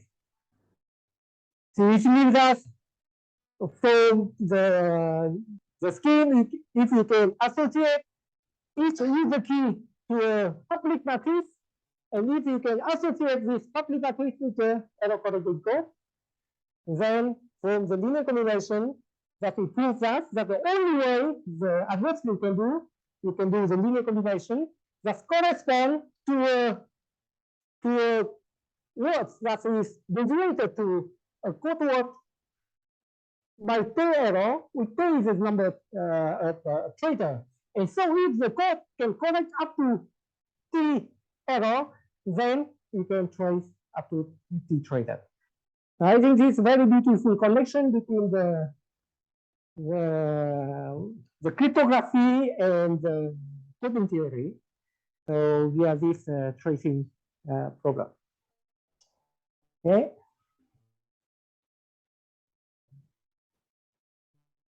So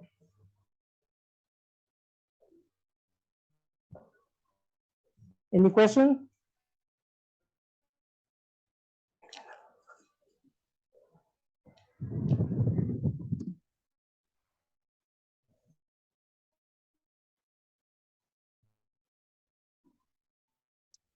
So as you asked before, for this scheme, you can do traitor tracing, but not revocation.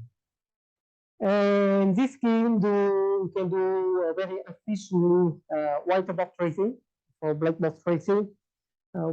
We need some combinatorial property. If you have time, we can discuss. It's also a very nice connection between the cryptography and the theory of combinator. Okay. But now I want to explain something about work-class. Okay, so how we can not only revoke but can encrypt for any subset of users. And that is another is another very nice tool. That is guess the pairing. Okay, the pairing over elliptic curve. Okay. So if you want to do the psi, then from the representation program, you can also do hash function, collision resistant hash function from discrete loop. So to compute hash function, we have a basis G1, Gn, and the hash function you can like produce an element that is like x1, xk is a representation of this element. Then you can see that if there is a collision, then you can break the discrete loop problem, something like that. So you can see that from the two representation problem, we can do many things. We can do zero knowledge pool, commitment, traitor tracing, hash function, etc.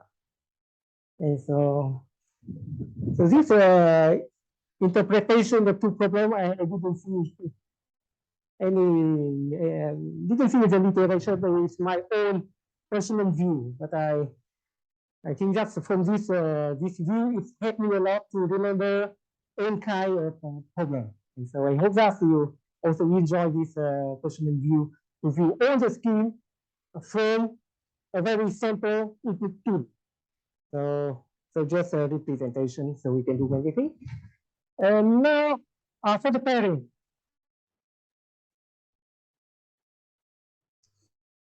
For the pairing, so the pairing over the elliptic curve, it gives us a very nice property of it's a linear mass, okay? We will not discuss how we can construct pairing, but there is a linear comparison for the pairing and state pairing. But what is a very nice property of pairing is that we can do something like computing over encrypted data. Okay, so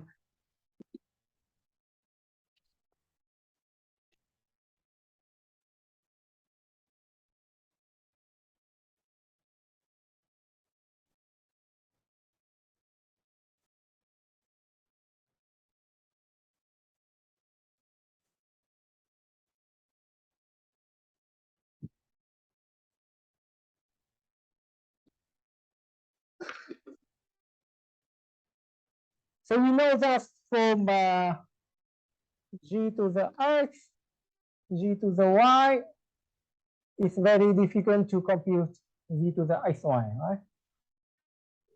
So it's a computational differential problem. It's hard, okay? It means that v to the x is something like we include x. Here we include y. It's very hard to include something like xy. But it's pairing, if we have a pairing. So if we have x, gx, then you can compute the pairing of gx, g to the y, and this gives us g to the xy. So it's something like, even if we don't know x, we don't know y, we can compute something like equation of the multiplication of x and y. So that's it's a very nice property that we can exploit many schemes. Exactly like this we can do. And so this gives you a natural idea how the scheme of Bonnet BGN scheme, Bonnet Gentry and Nissan, just gives the two DNF homomorphic equation. You see that? We can multiply this two elements to get g to the x plus y. If we can do addition on the plain text, and with pairing, we can do the multiplication of the plain text. But we can do just one time. Okay, so it means that after, because we are in the target group, we cannot do pairing on the target group. So that's why the BGN scheme is only you can do homomorphic with addition many times, but for multiplication just one time. So and then you know the history, the story after the with the Gentry scheme to do fully homomorphic encryption, etc. But with just this property, we can do many interesting things. And the first thing, in cryptography, when you have something which is easy, related to something which is very hard, then you can do many things. So if you remember the story more than 200 years ago, so Gauss predicts that to check if a number is prime or not, and the problem of factorization are two different problems. That's a very insightful remark, because at that time we just have to factorize a number, or to check if a number is prime or not, to try to find a factor of this number. And the only way to check if a number is a prime is to factorize it. But just predicts that these two problems are very different. And so we know the story that now the primality test is very easy. And because it's easy, that we can generate very large prime. And because we generate very large prime, that we can produce the RSA problem. And on the other side, the factorization is still very hard. Then we can assure the security of the scheme like RSA. It means that one side very easy, just effort to construct, to build the scheme, and on the other side, the problem very hard, just effort to achieve the security. And this something like so here that some problem like is a gap a different one. It means that the decisional problem is easy, but the computational linear computational problem are hard. And some of this kind of associated problem effort to do many things. And so the pairing-based cryptography, the natural things is the scheme of Drew, generalize the differential problem for two parties. If we have a pairing, then we can generalize it to a three party easily. That is very nice pairing is just give a solution for the identity-based encryption. For the identity-based encryption, is introduced by Chanier in '86, but it took until 2000. Then the solution for this problem of identity-based encryption from three Japanese researcher and from Monet Franklin. He knows about Monet Franklin because the other author published in a Japanese journal that at that time no one read. Okay, and but the idea is why is he knows about the identity-based encryption. The problem of public encryption is that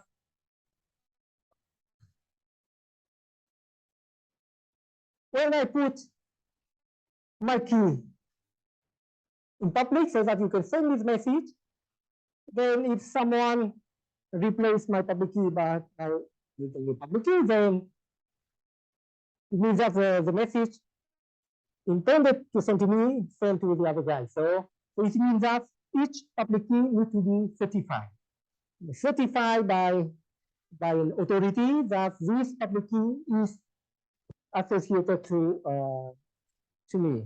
So that need a public key infrastructure is quite complicated. And so the idea of identity-based encryption is that we do not need to certify public key because we can define the public key as our identity. So our information, name, birth date, etc., lie in our identity path. And so it means that or my email, and so it means that is by definition already associated to myself. And so it's avoid the public key infrastructure. But the downside of the identity-based encryption is that now all the key are generated by an authority. Because otherwise then I can generate the key for you and then I can decrypt. So it means that it's a centralized primitive. So that's maybe the reason that identity-based encryption is not deployed in practice. But it's a very, very nice building tool to construct many other keys. For example, for identity-based encryption with a signature, we can construct CCA encryption, something like that. And so it's a challenge to construct identity-based encryption. And why it's very hard to construct identity-based encryption? Because you see, for public encryption, so each user generates a public key and secret key. And for identity-based encryption, now we define at the beginning the public key before. Starting point is that we define the public key, and now we need to extract the secret key from the public key. And so this two problem. So here is the application that you can construct other scheme. But why is it difficult to construct an identity-based encryption? So in public key, we generate public key from a secret key.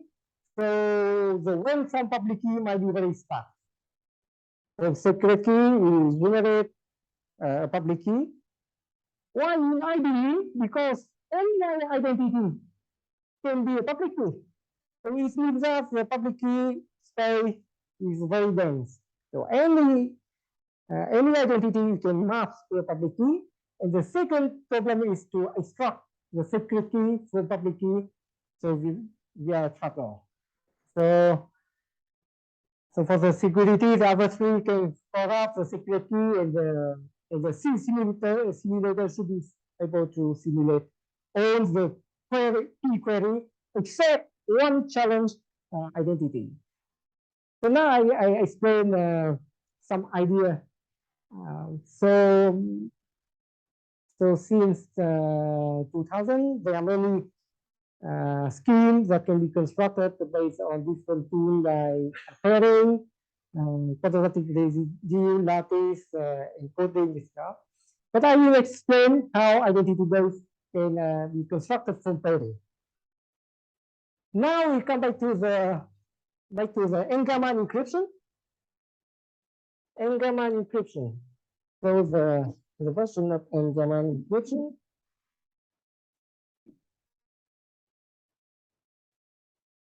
So okay.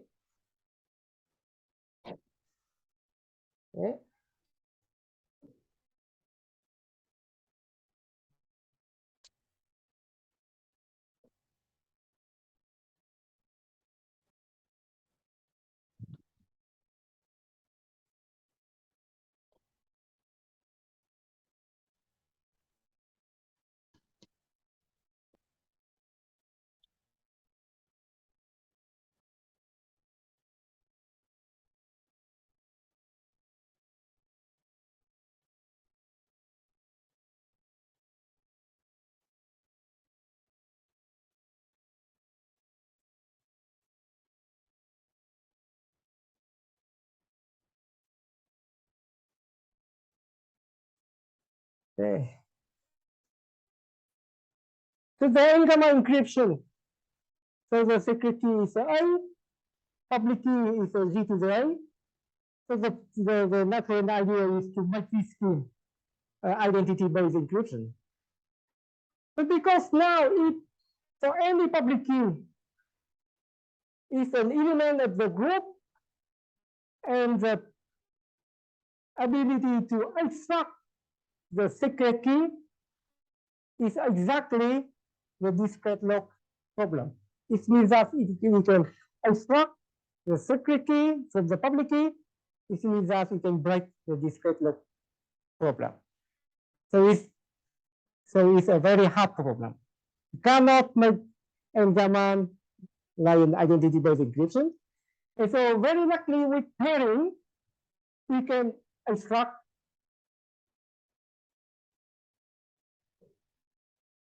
we can modify the Engelmann scheme exactly such as we can make it identity-based encryption. So here is the Engelmann scheme. And now if we define the public key, Y is S to the ID, then you see we cannot extract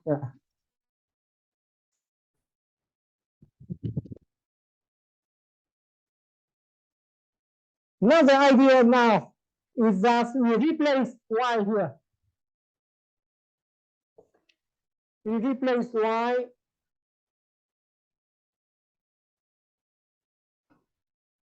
with something like E to the G hash ID to the S.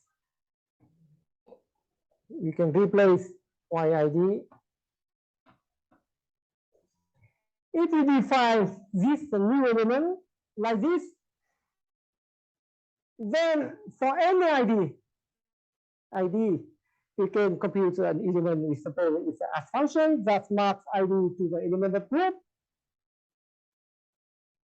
And so we can define this like secret of ID. And the nice thing of the bilinear map is that we also equal to G to the S H ID.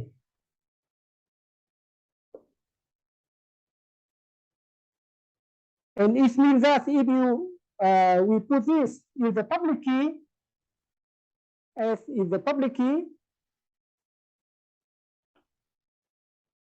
then from the secret key you can compute this, from the public key you can compute this, and so you can do like before, exactly like before. Public key. So here is master secret key is S, the secret key for the user. Okay, you can extract the secret key HID to the S, and now we can compute EID lie in the n-command encryption, YID to the R.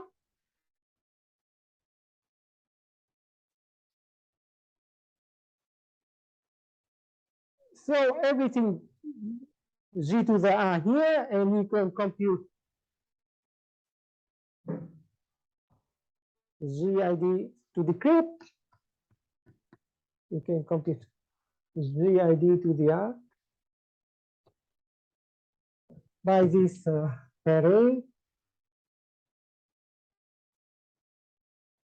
G to the R, HID to the S. So for the, so we see for the, so everything goes through like in n-command encryption.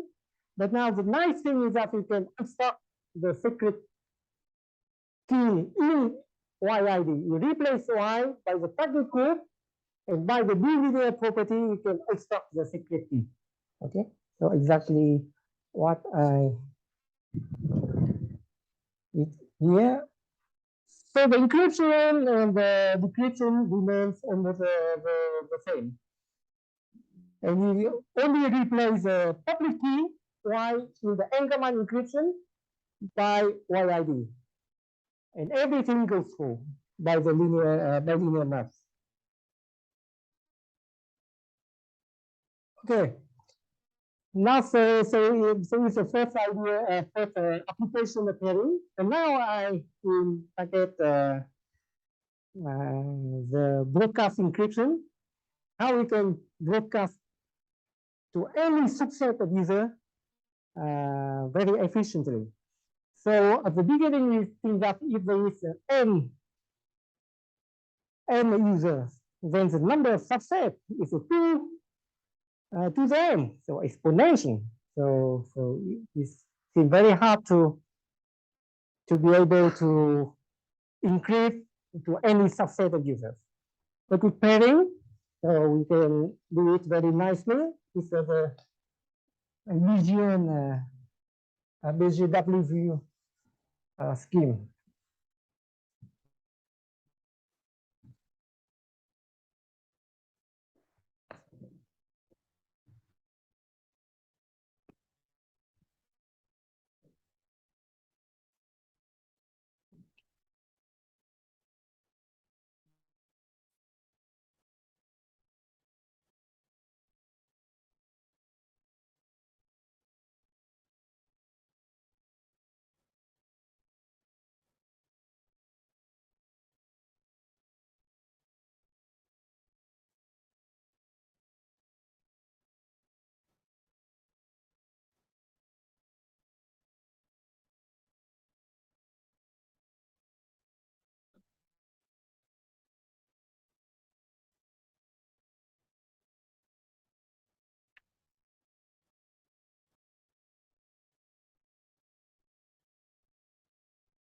So what is very interesting pairing is just now it will give you G, for example, G alpha, G alpha 2,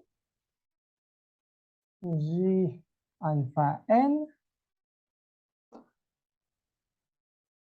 So we can here can define as G1,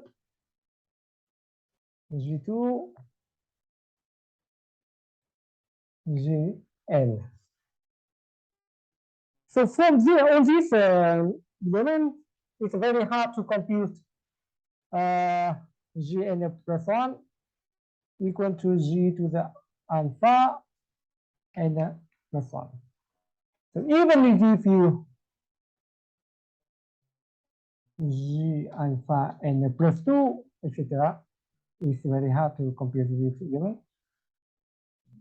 For example, so even we give all these elements, this is very difficult to compute G to the n plus 1. That's a Diffie-Hellman exponent assumption. But the interesting is that we apply E of G to the Z, thus give you something like, and here is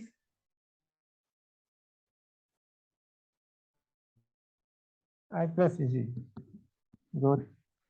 Here is if you multiply the exponent, then this give you here is G to the alpha to the I, and so alpha I, alpha G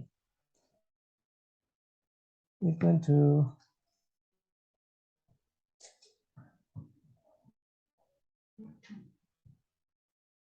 alpha I plus G.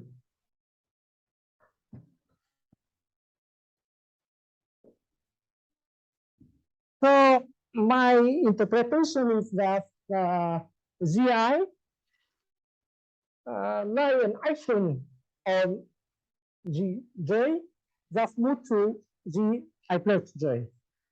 So it means that now we think that each user is associated to GI. They can boost, they can, and here is the bond. They can boost the bond I position. And so because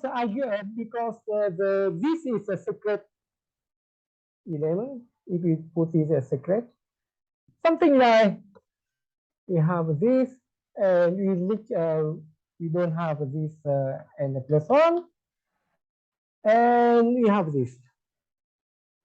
And each GI,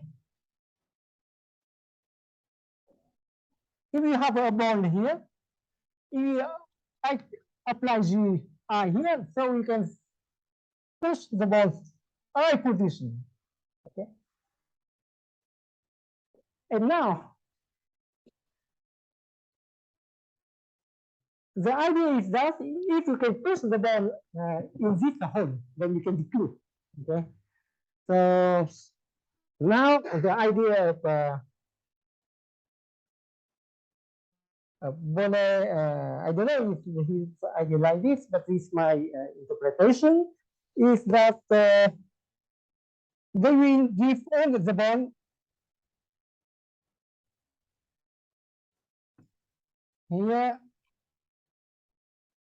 on the bond here. It means that he will give all the elements, like if you want this I element to be able to push the bond here, this means that they will put one bond in the position G and the plus 1 minus I. For example, if they give, for example, they give this element, and if I have something like I associated with GI, then I can put this to the bond. This means that E to the G and the plus 1 to the R. Okay, so now if we put the bond here on the position, it means that something like it will give G to the N plus 1 minus N to the R with the I in the set S. The set S is a target set. Okay? Target set. So if there is only the element in the target set, and each user, for example, has a key because GI is public, it's some gamma, then anyone can compute something like G to the G and the plus 1 and give a GI, for example, the ciphertext. Anyone can, and the, for example, now the encryption is this element G and the plus 1 gamma times this N. Then you see that anyone who have this key can push the ball in this hole. So can was gamma n minus 1 minus I comma that gives exactly the section key e to the g n plus 1 alpha, and so can get the message n. So very nice, very, very interesting. Okay, so it means that if this is a ciphertext, then we have a scheme. So that we give all the balls here. Each ball is correspond to this element, and each user can push the ball I position, and if the ball is here, then it can decrypt exactly here. What is the problem with this scheme? Not problem. What is why this is not an useful scheme? It's correct, and you can put the security, but what is not nice from this scheme?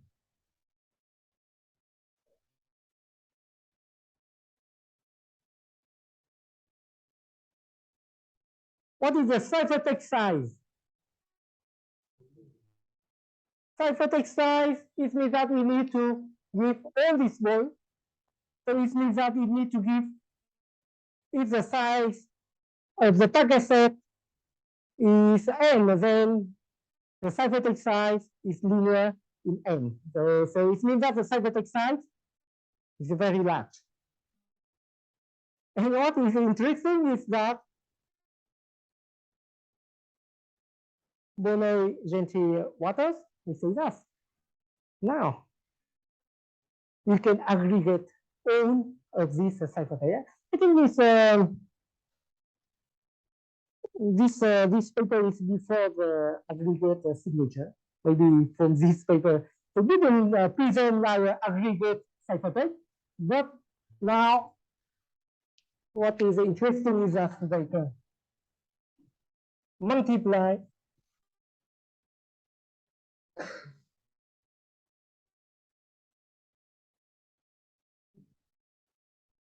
all of these elements. All of these elements. They multiply all of these elements.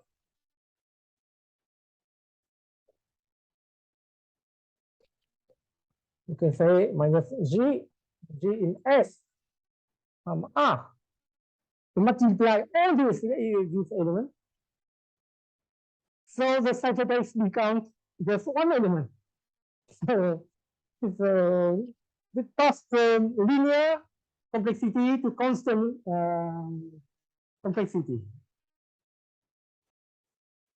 And now each user have a secret tool to push the ball.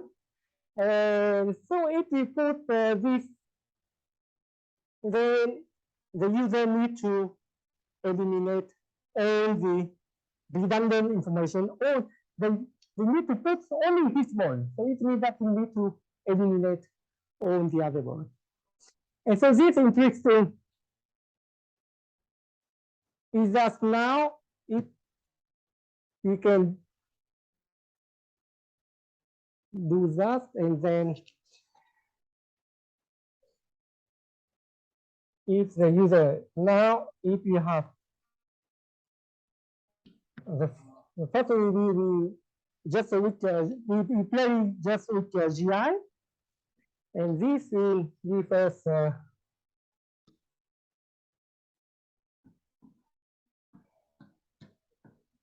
for user I,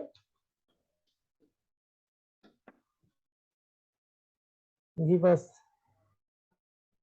G to the S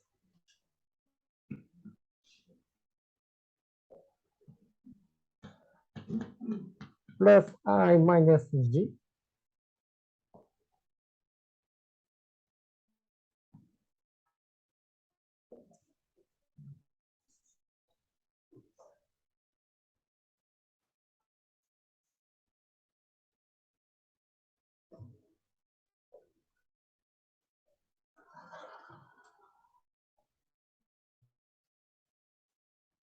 and we can put on this side. And so for any user U, if they apply GI to this magic aggregate value, they will get this. And if I is in S, then Gn plus 1 is present in this aggregate value. And thus, if I in S, then the user can eliminate all the other elements to only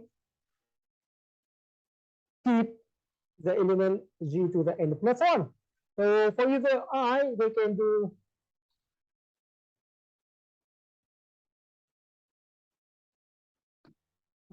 G to the n of G in S, G different I of G n plus 1 plus I minus G divided by this element.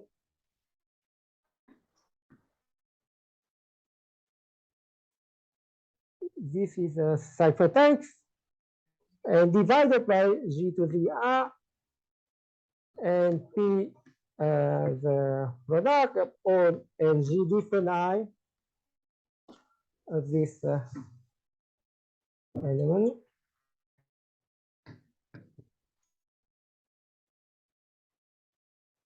And this will give G to the R of G to n plus 1. Only keep only G equal to I. This is G n plus 1. So it means that if we give this in the ciphertext, then with GI we can decrease. But now everything is published. Anyone can do this. We need simply to add the secret. We only need to give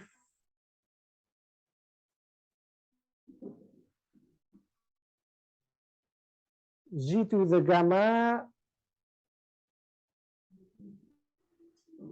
If we give G to the gamma R here, it means that everything is equal to gamma, and we divide it by Gi to the gamma,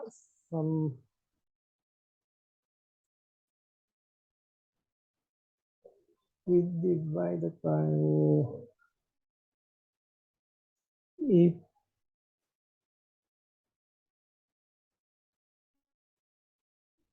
And on the other side, so if we give this, we give this G to the gamma here.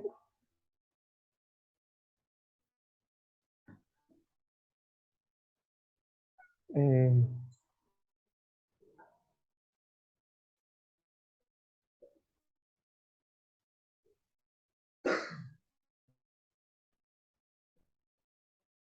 you can put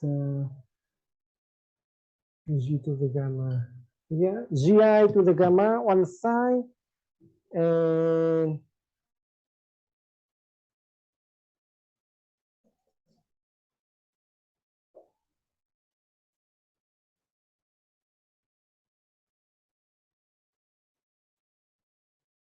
I think we can do this.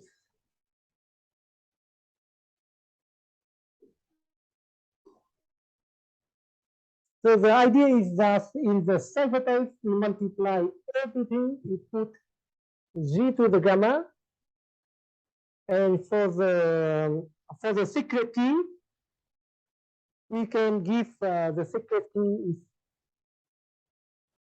is Gi to the gamma. And so if we put the gamma R here. It means that here we have a G to the gamma, and we can eliminate with something like GI to the gamma and G. So it means that we add G to the gamma R in the ciphertext. So this is the whole ciphertext. The aggregate of all these elements, and we add G to the gamma R, and then with G I to the gamma, we can recover this element. Maybe, but the whole idea is that we can each user in the set can eliminate everything else and to the end to get something like gamma. So we can do concretely play with pairing. You can get this. But the whole idea is that we can aggregate all the elements to one element and to put like something like the ball here and eliminate everything else. Okay. So that shows the power of the pairing. I don't know if you have some. And then with pairing, you can also do aggregate signature that I mentioned before. The BLS scheme is very nice. It's a short scheme. It just contains the signature contains just well.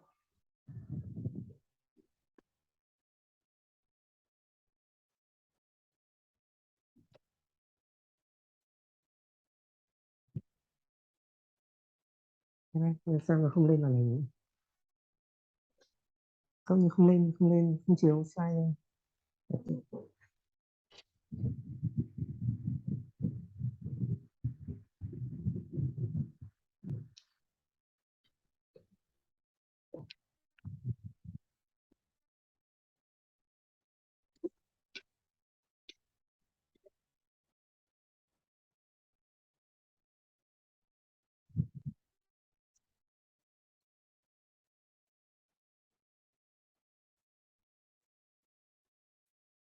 Okay, so it's better one to reboot the system.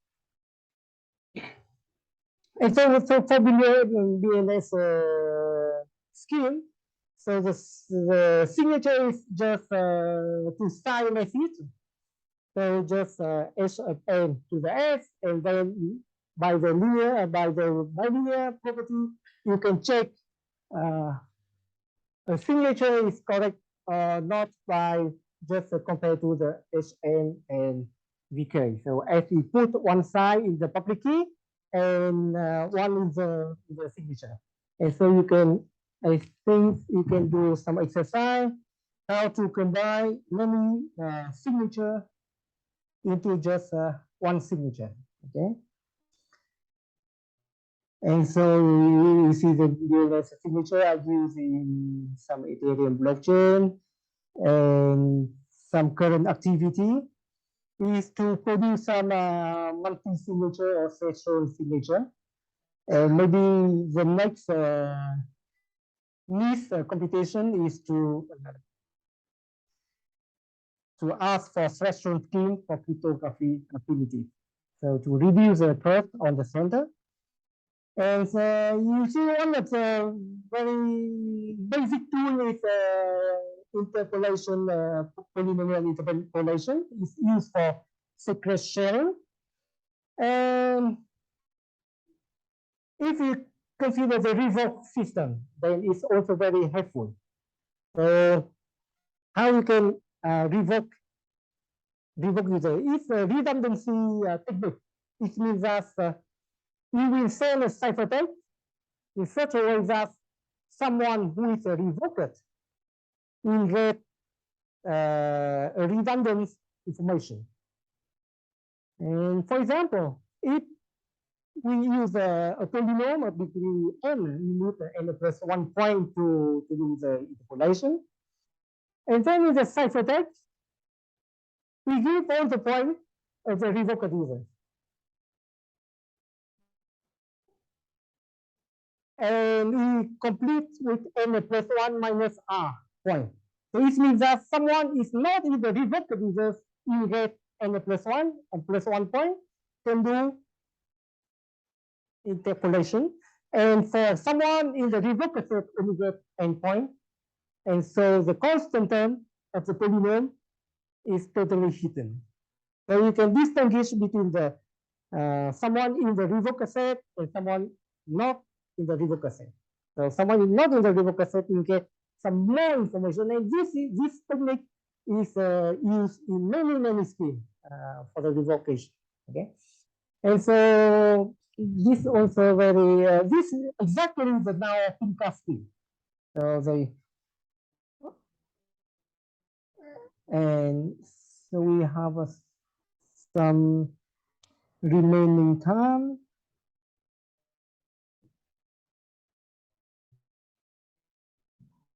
I can explain a little bit about the combinatorial scheme for traitor tracing. So we mentioned the trivial scheme.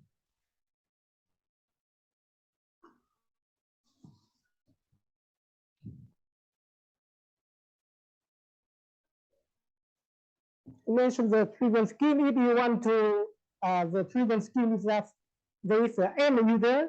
If I increase one by one, then you can do tracing, black box tracing. So if you can encrypt, you can one message,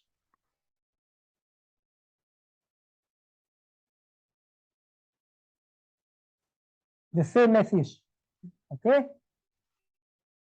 And this is a very trivial scheme, but this is the basic scheme for a combinatorial scheme, because a combinatorial scheme will combine very small scheme. And so we explain how we can do tracing for this linear for this trivial scheme.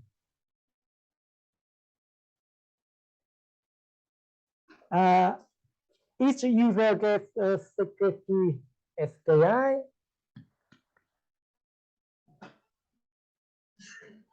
So if you encrypt like this, then each user uses their secret key to decrypt the message, the ciphertext, the corresponding ciphertext. And now, if they nick the secret key,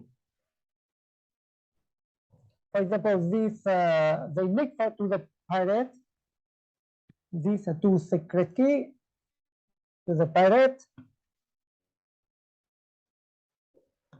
Then the pirate can use one of these two keys to decrypt. And how we can trace, how we can identify by black box tracing, it means that we only send the ciphertext and we observe the way they decrypt. So here we have n ciphertext.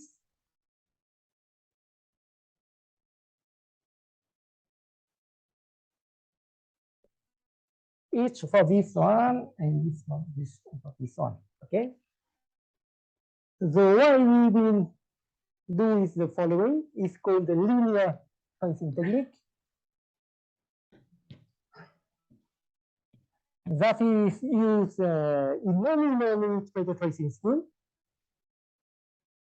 Now we will send this at the beginning. We send the correct ciphertext, which means that it includes the same message. And now we modify the ciphertext. We modify the ciphertext instead of sending the message. And we will keep everything here while we send on here on the message M here. But this one is M high, this one M. What happened? What happened is that if the key of the pirate, if the pirate don't have this key for this scheme, then by the security of the encryption, this correct encryption and this correct encryption are indistinguishable. Okay, so the other three cannot distinguish this one and this one. And so it means that for the pirate, this ciphertext and this ciphertext look exactly the same. And so if they can decrypt this, they can decrypt this. Only if the other three have the key here, then they can detect that this is not the correct ciphertext. But then the pirate can decide, for example, don't decrypt or continue to decrypt. You don't know, but if they decide to not decrypt, or if the pirate behaves differently between this ciphertext and this ciphertext, then you know for sure that the pirate has this key. Because if the pirate don't have this key, then the probability of the capacity of decryption is exactly the same. And so we can do this. We can change this something like hybrid of human. We can change this to a random. Random, and we can change step by step random, and at the end, all here is a random element.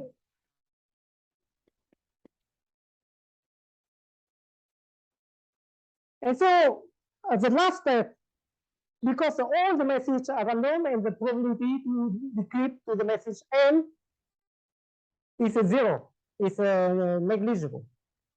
So it means that there is some gap here. There is some gap between the I and the I plus step, where the probability of decrypting this ciphertext is significantly different from the probability of decrypting this ciphertext. Okay, because at the beginning the pirate can decrypt probability 1, at the end is a 0, and so there is a gap that they expect that the probability, the difference between the probability is non-negligible, and exactly we can trace this must be a traitor, because it already proves that if the pirate don't have this key I step, then two ciphertexts look exactly the same. So it means that the gap need to be negligible. So if it's not negligible, then you can ensure that that is a traitor. Okay.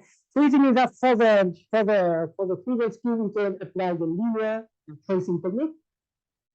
But the downside is that the size ciphertext is linear. And so the idea is that now we only do the trivial scheme for a small number of users. For example, for 2 users, then it's efficient because the ciphertext is only grow only twice. But now, how we can support a large number of users, and the way is to combine with in a combinatorial way. And so it means that here we design the system for 2 users, and we combine many 2-user systems. So you can see if you can combine n 2-user system, you can eventually give 2 to the n key. Each user will get one of the 2 keys of each subsystem. Okay, so we mean that now a key is one bound for each number, and so the collision can give also. But of course, this for each user, you give one of the 2 keys, and maybe the collision of these 2. Now the problem becomes a collision. Is that the collision of these 2 guys can get all the key?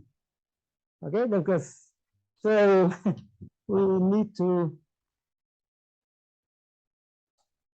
associate the subsystem with a collision secure code. It's other domain of research that is very interesting, that each user now can associate with one of the 2 keys in each 2-user system, and you can denote by 0 if the user gets the first key, and 1 if the user gets a second key. And so we combine many subsystems, but each user is associated to one code word. Thus, characterize which key in each scheme the user gets. And so now, for example, if you have a many trader, the first one give a code word, the second have another code word in the trader screen, and the pilot can now the pilot can put in the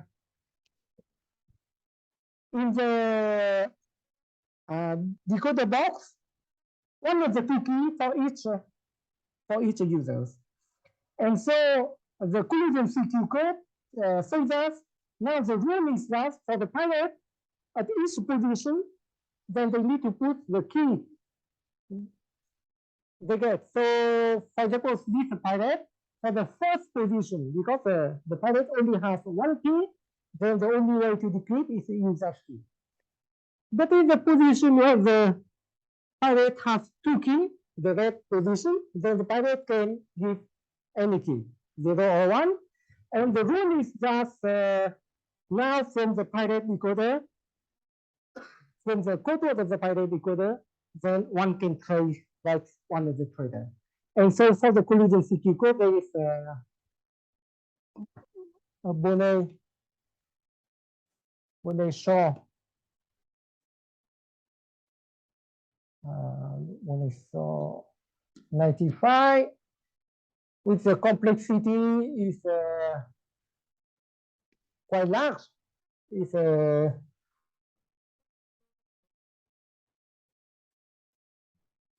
with some error. It's C to the 4, where C is the number of trader.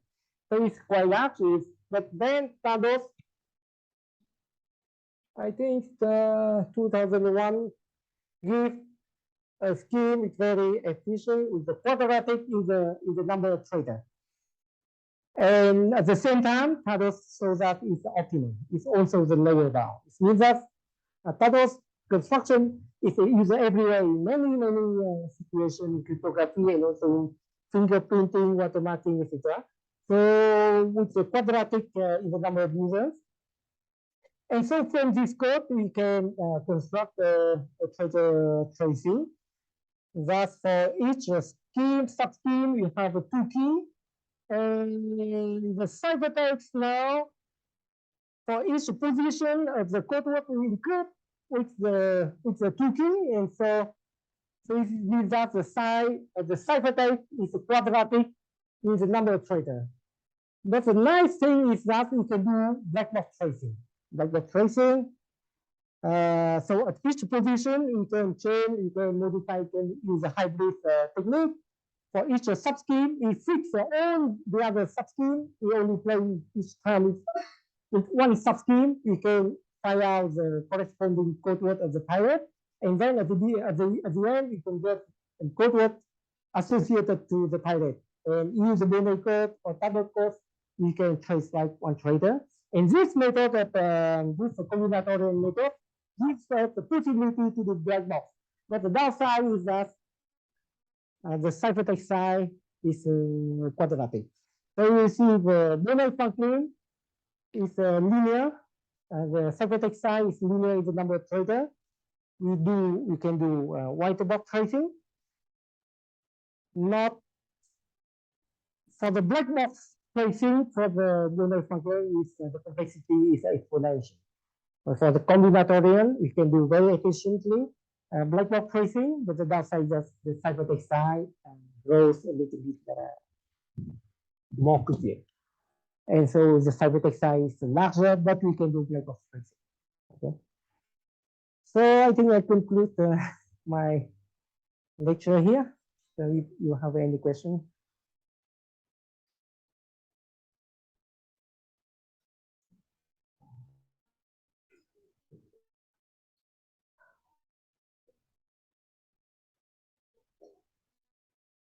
So tomorrow we continue with the lecture given by Professor David Ponchevan.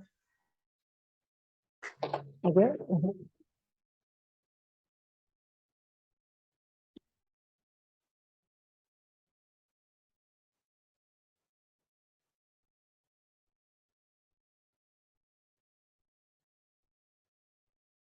So this is only tracing, but we can combine with we can combine with secret sharing for each sub-scheme to allow revocation.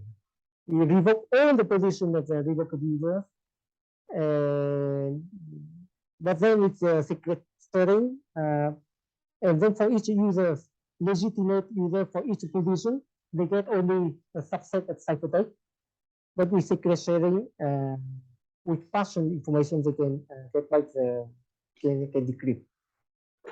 That we can combine with propose this with time multi-user methods that combine the combinatorial technique with the algebraic technique. That can allow trace and revoke scheme. But up to now, a very efficient tracing revoke scheme is only quite open questions with and then also the anonymous broadcast and anonymous. It means that's how you can hide the set. For the BGW, we need to know who are in the target set to be able to decrypt, to see, to compute all these elements and to divide. We need to know the set S. So the question, if you can construct a broadcast encryption where you can hide who are in the target set, is also very interesting. And you send an email to a set of people you don't know to give this a list of the receiver people, then it would be very interesting. Okay. Thank you.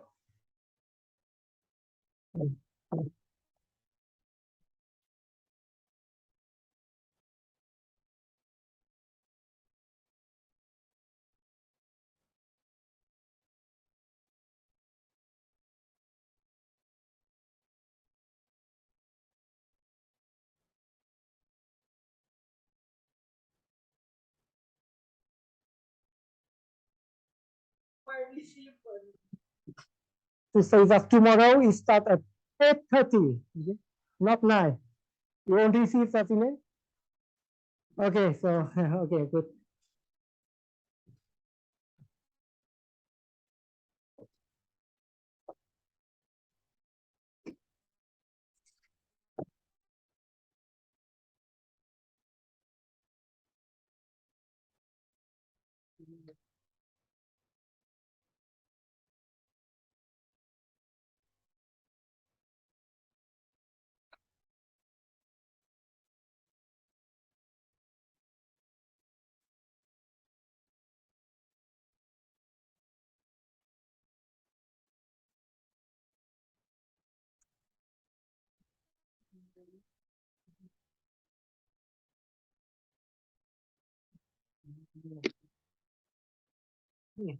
Công thức của mình là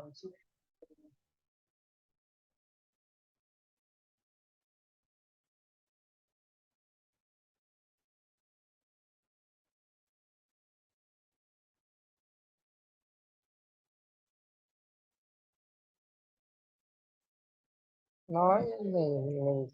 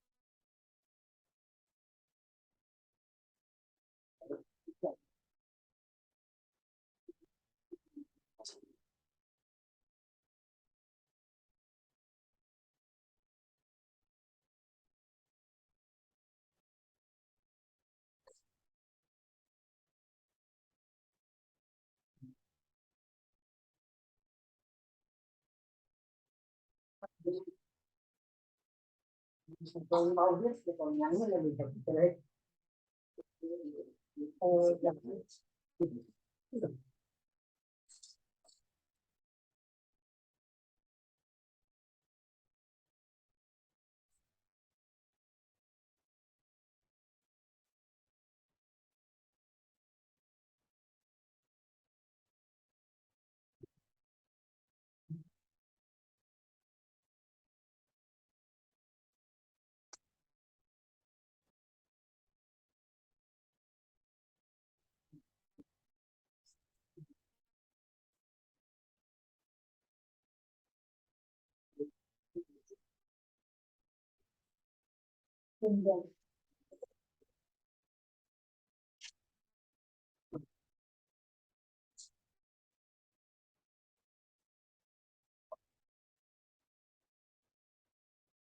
Thì đấy mình của mình còn thì tôi rồi thì đây thì nghe thì biết thì trước thì là không thì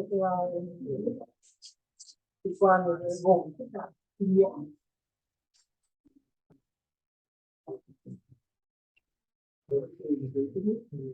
như cái lượng đấy ra đấy thì không phải là nguyên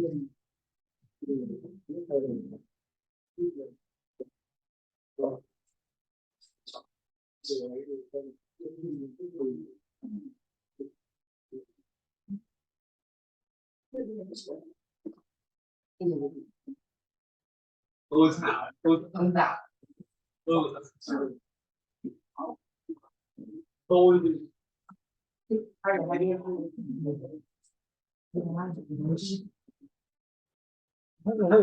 mình chủ yếu